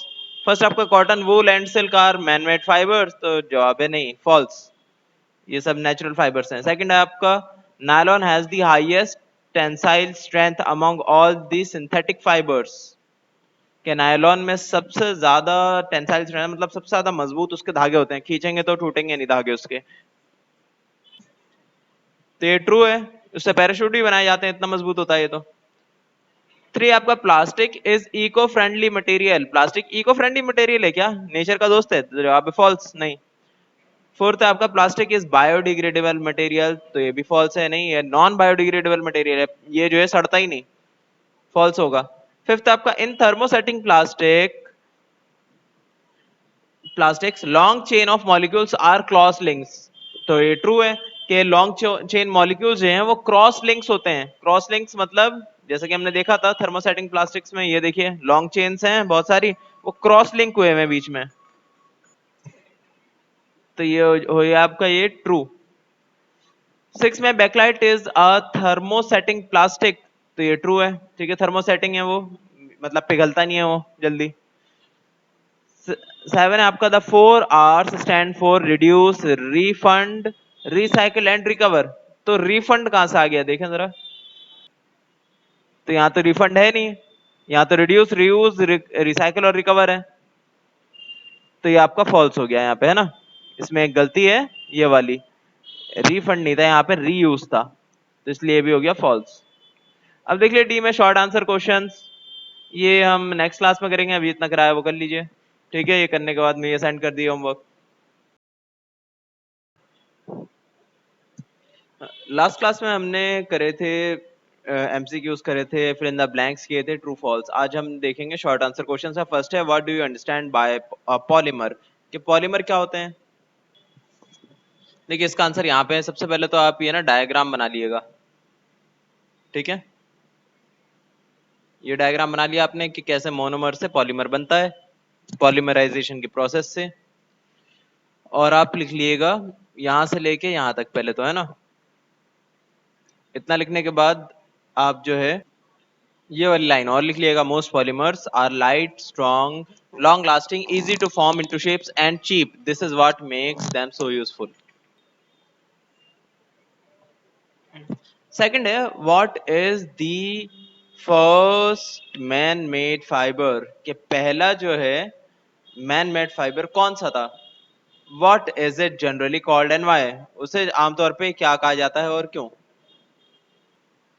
तो देखिए बहुत ही आसान सा आंसर है, नायलॉन है जो पहला सिंथेटिक फाइबर इंसानों द्वारा बनाया हुआ, इन्हें कुछ साइंटिस्ट ने मिलकर जो है बनाया था 1930s में, और ये बनाया जाता है कोयले से, हवा, पानी और एग्रीकल्चरल बाय प्रोडक्ट से, और इसका नाम जो है नायलॉन आया है न्यूयॉर्क और लंदन को मिला के, NY और LON, ठीक है, और इसका जो है पॉलीमर का जो नाम है वो है पॉलीमाइड, ठीक है, पॉलीमाइड को जनरली नायलॉन का कह दिया जाता है जनरली, इसीलिए नायलॉन आपको पता है किस लिए नाम पड़ा। तो पूरा ये पैराग्राफ लिख दिए, बात खत्म हो गया आपका कंप्लीट क्वेश्चन।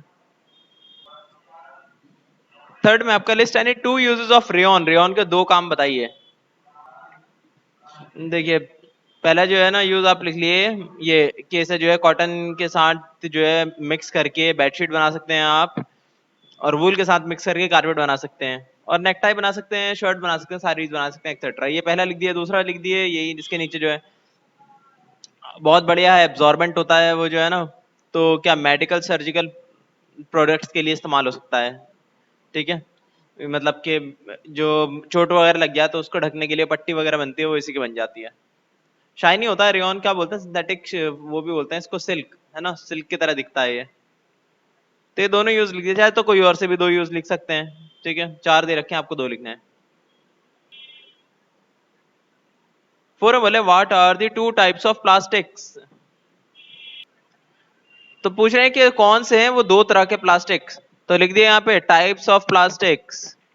पहला है थर्मोप्लास्टिक, और ये लाइन लिख दिएगा those which soften on heating and then harden again on cooling, और ये डायग्राम भी बना दिएगा। और उसके बाद सेकंड लिख दिएगा thermosetting plastics, those which never soften once they have been moulded, कि एक बार जो अपने सांचे में ढल जाएं तो फिर वो टस से मस नहीं होते, चाहे आप उसे कितना भी गर्म कर लें वो टूट जाएंगे, पर वो चेंज नहीं करेंगे अपना शेप। तो उसका भी आप जो डायग्राम बना लिए, इसमें क्रॉस लिंक्स है ना, ठीक है, हो गया आपका ये क्वेश्चन। फिफ्थ बोल रहे हैं in what ways plastic is responsible for pollution, बहुत ही आसान सा है कि पॉल्यूशन किस तरह से फैलाता है प्लास्टिक। तो बहुत कुछ कहने के लिए पॉल्यूशन के लिए, पर आप सिर्फ ये वाली लाइन लिख दी है ना, Plastics on burning release poisonous gases, causing air pollution. Workers and people live near a plastic or resin factory are prone to certain kinds of lung diseases and birth defects. इतना ही बहुत होगा, ठीक है। Fifth में कह रहे हैं long answer questions. First आपका what are the advantages of using synthetic fibre over natural fibre, कि सिंथेटिक फाइबर का यूज करने का फायदा बताइए कुछ। तो एक यहाँ पे लिख रखा है ना advantages and disadvantages of synthetic fibre, तो खाली आप एडवांटेजेस लिख दिए 5 इसमें से कोई से भी, ठीक है। सेकंड में कह रहे हैं right a detailed note on rayon and its production, कि रेयन कैसे बनता है और रेयन के बारे में जो है ना डिटेल लिख दिए कि क्या क्या उसकी खासियतें हैं वगैरह वगैरह। तो ये देखिए ये रहा रेयन, रेयन का ये पूरा पैराग्राफ आप लिख दिए, ठीक है। और उसके बाद जो है प्रॉपर्टीज ऑफ रेयन में 2 लिख दिएगा प्रॉपर्टीज और एक्सेट्रा लिख दिएगा, और यूजेस ऑफ रेयन में 2 इसके यूजेस लिख दिएगा, ठीक है। शुरू के 2 मत लिखिएगा, मतलब कोई से भी 2 लिख लिएगा जो भी आपको सही लगे, ठीक है। और उसमें भी फिर एक्सेट्रा लिख दिएगा। तो हो गया आपका ये रेयन कैसे कैसे बनता है। आपको मैंने बताया था एक डिस्क होती है, डिस्क के अंदर बहुत सारे छेद होते हैं, छेद के अंदर से केमिकल को पास कराते हैं तो क्या होता है, तो दूसरी तरफ से केमिकल जो पतली पतली लड़ियों से निकलता है, वो मतलब पतले पतले धागे टाइप के निकल जाते हैं उसके, और वो धागे जो है सूख कर जो है वो मजबूत हो जाते हैं थोड़े से, और उसी धागे से फिर हम बना लेते हैं कपड़ा, तो उसी को बोल देते हैं रेयन। तो यही प्रोसेस यहाँ पे लिखी हुई है। थर्ड बोले what are the advantages and disadvantages of plastic, के फायदे बताइए प्लास्टिक यूज करने के और नुकसान बताइए। देखिए खासियत में तो आप यहाँ पे देखिए जनरल कैरेक्टरिस्टिक्स ऑफ नुकसान बताइए। देखिए खासियत में तो आप यहाँ पे देखिए जनरल कैरेक्टरिस्टिक्स ऑफ प्लास्टिक है ना, यहाँ पे से ले लिया आप खासियत। पहले खासियत लिख ले plastic do not react with chemical, और ये पूरी लाइन लिख दिएगा कि उससे जो है सिरप मेडिसिन वगैरह बनाने की कंटेनर्स में काम आ जाता है। सेकंड इसकी खासियत लिख दी आप plastics are very light weight and strong durable and inexpensive, कि बहुत सस्ते होते हैं, बहुत लंबे चलते हैं, स्ट्रॉन्ग होते हैं, है ना। तो यहाँ से लेके यहाँ तक आप लिख दिए सेकंड खासियत इसकी। और तीसरी खासियत लिख दी है plastics can be both thermal and electrical insulators, ये जो गर्मी को ना इधर से उधर जाने देते ना इलेक्ट्रिसिटी को इधर से उधर जाने देते, ये भी फायदा होता है इसका। तो आप लिख दिए इसका जो है यहाँ से लेके यहाँ तक ये तीनों हो गए खासियतें। अब नुकसान क्या क्या है, डिसएडवांटेजेस में दिख दिए आप disadvantages of using plastic. First number डालिएगा एनवायरमेंटल डैमेज, ठीक है। एनवायरमेंटल डैमेज इसमें आप बस पहली लाइन लिख दी यहाँ से लेके यहाँ तक, ठीक है। पहली लाइन कि since synthetic plastics are largely non biodegradable, कि वो सड़ते तो है नहीं, they tend to persist in natural environment, ये इसका नुकसान है पहला एनवायरमेंटल डैमेज। दूसरा लिख दिया थ्रेट टू एनिमल लाइफ, के जानवरों की लाइफ के लिए नुकसानदेह है। तो इसमें आप जो है लिख लिए स्टार्ट के बस ये वाली लाइन लिख दी यहाँ से लेके यहाँ तक, ये छोटा सा जो है plastic bags are bad for the environment because with all the growing plastic bags which are not biodegradable blowing around, anything can ingest it. Animals like cows feed on garbage and sometimes swallow the poly bags along with the food waste। यहाँ तक लिख लिया आप, ठीक है, ये हो गया। नहीं आगे थोड़ा सा और लिख दिएगा this makes them choke and causing that, यहाँ तक के मर जाते हैं उसे खाने के बाद। आगे जो है फोर्थ पॉइंट में पॉल्यूशन लिख दिया, पूरा लिख दिएगा। फिर उसके थर्ड पॉइंट में पॉल्यूशन और पूरा लिख दिया। फोर्थ पॉइंट में threat to soil and infrastructure, ये चीज भी आप जो है ये फोर्थ पॉइंट आपको पूरा लिखना पड़ेगा। क्यों? क्योंकि इसमें शुरू की बात करी गई है इंफ्रास्ट्रक्चर की, जो बिल्डिंग्स वगैरह होते हैं हमारे घर वगैरह होते हैं उसके बारे में क्या नुकसान करता है, ये नालियां जाम कर देता है उसके बारे में बात हुई है। फिर उसके बाद आधा पैराग्राफ है किस चीज के बारे में, कि प्लास्टिक बैग से फर्टिलिटी कम हो जाती है सॉइल की, इसके बारे में दे रखा है, क्योंकि वो ऑक्सीजन वगैरह और बाकी सारे गैसेस के ट्रांसफर को बंद कर देता है ना, इसलिए। तो ये पूरा लिख लिएगा पैराग्राफ। तो ऐसा करने के आपने लिख लिया एडवांटेजेस और डिसएडवांटेजेस प्लास्टिक के। अब लास्ट सेक्शन में आते हैं हॉट्स पे, हायर ऑर्डर थिंकिंग स्किल्स पे। फर्स्ट आपका why do people generally buy polyfill pillows and not cotton filled pillows. तो देखिए इसका सबसे बड़ा रीजन है कि सस्ते आते हैं ये थोड़े से पॉलीफिल्ड पिलोज, है ना, पॉली जिसके अंदर जो है पॉलीमर भर रखा होता है, पॉलीमर का की रुई भर रखी है, जैसे पॉलिस्टर वगैरह उनकी रुई भर देते हैं। तो लाइट वेट भी होते हैं वो, और उसके बाद जो है सस्ते भी आते हैं, उसका तो ट्रांसफर करना एक जगह से दूसरी जगह भी आसान होता है, उसे ना दबा सकते हैं बहुत ज्यादा, उसमें से जो है ना हवा निकाल ली जाएगी काफी हद तक, उसे बहुत ज्यादा दबा सकते हैं, ठीक है। करते हैं ना कुछ बैग्स आते हैं मार्केट के अंदर जिससे जो है निकाल लेते हैं उनकी सारी हवा, तो ऐसा हो जाता है बिल्कुल पतला, बिल्कुल एक पेपर की शीट तो नहीं, आप समझ जाइए कि एक पतली सी बुक की तरह जो है ना पतला हो जाता है वो, बहुत ज्यादा न्यूज़पेपर इतना पतला हो जाता है पूरा तकिया वो, तो ट्रांसफर करना एक जगह से दूसरी, ट्रांसपोर्टेशन आसान हो जाता है उसका, तो इसलिए भी इस्तेमाल होता है पॉलीफिल पिलोज। और सबसे बड़ा एक और रीजन है कि उसे आप धो भी सकते हैं, पॉलीफिल्ड पिलोज को आप धो भी सकते हैं आसानी से, कितनी बार भी धो लें उसे कोई दिक्कत नहीं है। जबकि कॉटन भरे हुए पिलो को अगर आपने एक बार भी धो दिया ना अंदर से पूरा, तो खराब हो जाएगा वो तकिया, वो सख्त हो जाएगा अंदर से फिर। तो ये फायदा होता है पॉलीफिल्ड पिलोज लेने का। पर कुछ लोगों को थोड़ी दिक्कत भी रहती है पॉलीफिल्ड पिलोज से, क्यों, पॉलिस्टर होता है, मतलब कि पॉलीमर होते हैं उसके अंदर, तो केमिकली रिएक्ट करके कई बार स्किन से, हमारे चेहरे वगैरह की स्किन से कभी एलर्जी भी कर सकते हैं। जबकि कॉटन में ऐसा कुछ होता नहीं, काफी नेचुरल होता है वो तो। सेकंड में देखिए, why do electric plugs melt not melt even if the wires inside them get overheated. बोल रहे हैं कि इलेक्ट्रिक प्लग जो होते हैं वो पिघलते क्यों नहीं है, जबकि वायर जो होते हैं उसके अंदर के इतने ज्यादा गर्म हो चुके होते हैं, तो पिघलते क्यों नहीं है वो इलेक्ट्रिकल जो स्विचेस होते हैं, या फिर कहते हैं इलेक्ट्रिकल जो वो होते हैं प्लग्स वगैरह। तो जवाब है, आपने देखा होगा कभी कभी पिघल भी आते हैं, ऐसी बात नहीं है कि बिल्कुल नहीं पिघलते, कुछ कुछ पिघलते भी हैं, पर बहुत मुश्किल से पिघलते हैं वो, बहुत ज्यादा मुश्किल से, आसानी से नहीं होते। क्यों? क्योंकि वो थर्मोसेटिंग प्लास्टिक होते हैं, एक बार जो मोल्ड में आ गए तो आ गए। अगर वहां पे थर्मोप्लास्टिक होता नॉर्मल सा, तो मिनट ये थोड़ी 5-10 मिनट में पिघल जाता वो पहली बार में ही। पर वो होता है थर्मोसेटिंग प्लास्टिक, वो पिघलता ही नहीं है, वो जैसा का तैसे ही रहता है वो। और होता भी है थर्मल इंसुलेटर, वो नहीं लेता गर्मी को अपने अंदर, तो वैसे के वैसे टिका रहता है वो पत्थर की तरह, बिल्कुल हिलेगा नहीं। पर अगर हाँ बहुत ज्यादा गर्मी हो गई तो अब देखिए पत्थर भी पिघल जाता है, आपने देखा वो ज्वालामुखी में पत्थर ही तो पिघले हुए होते हैं वो, तो इसलिए वो भी पिघल जाता है बेचारा बहुत ज्यादा गर्मी होने पे। तो यही आपका रीजन है, क्योंकि वो थर्मोसेटिंग प्लास्टिक होते हैं, उन्हें बनाया जाता है इसीलिए। तो ये लिखने की जरूरत नहीं है, बस समझाने के लिए मैंने बता दिया। ये चैप्टर हमारा कंप्लीट हो चुका है, ये सारी चीजें आप कंप्लीट करके मेरे पास भेज दिया है मेरे नंबर पे, ठीक है।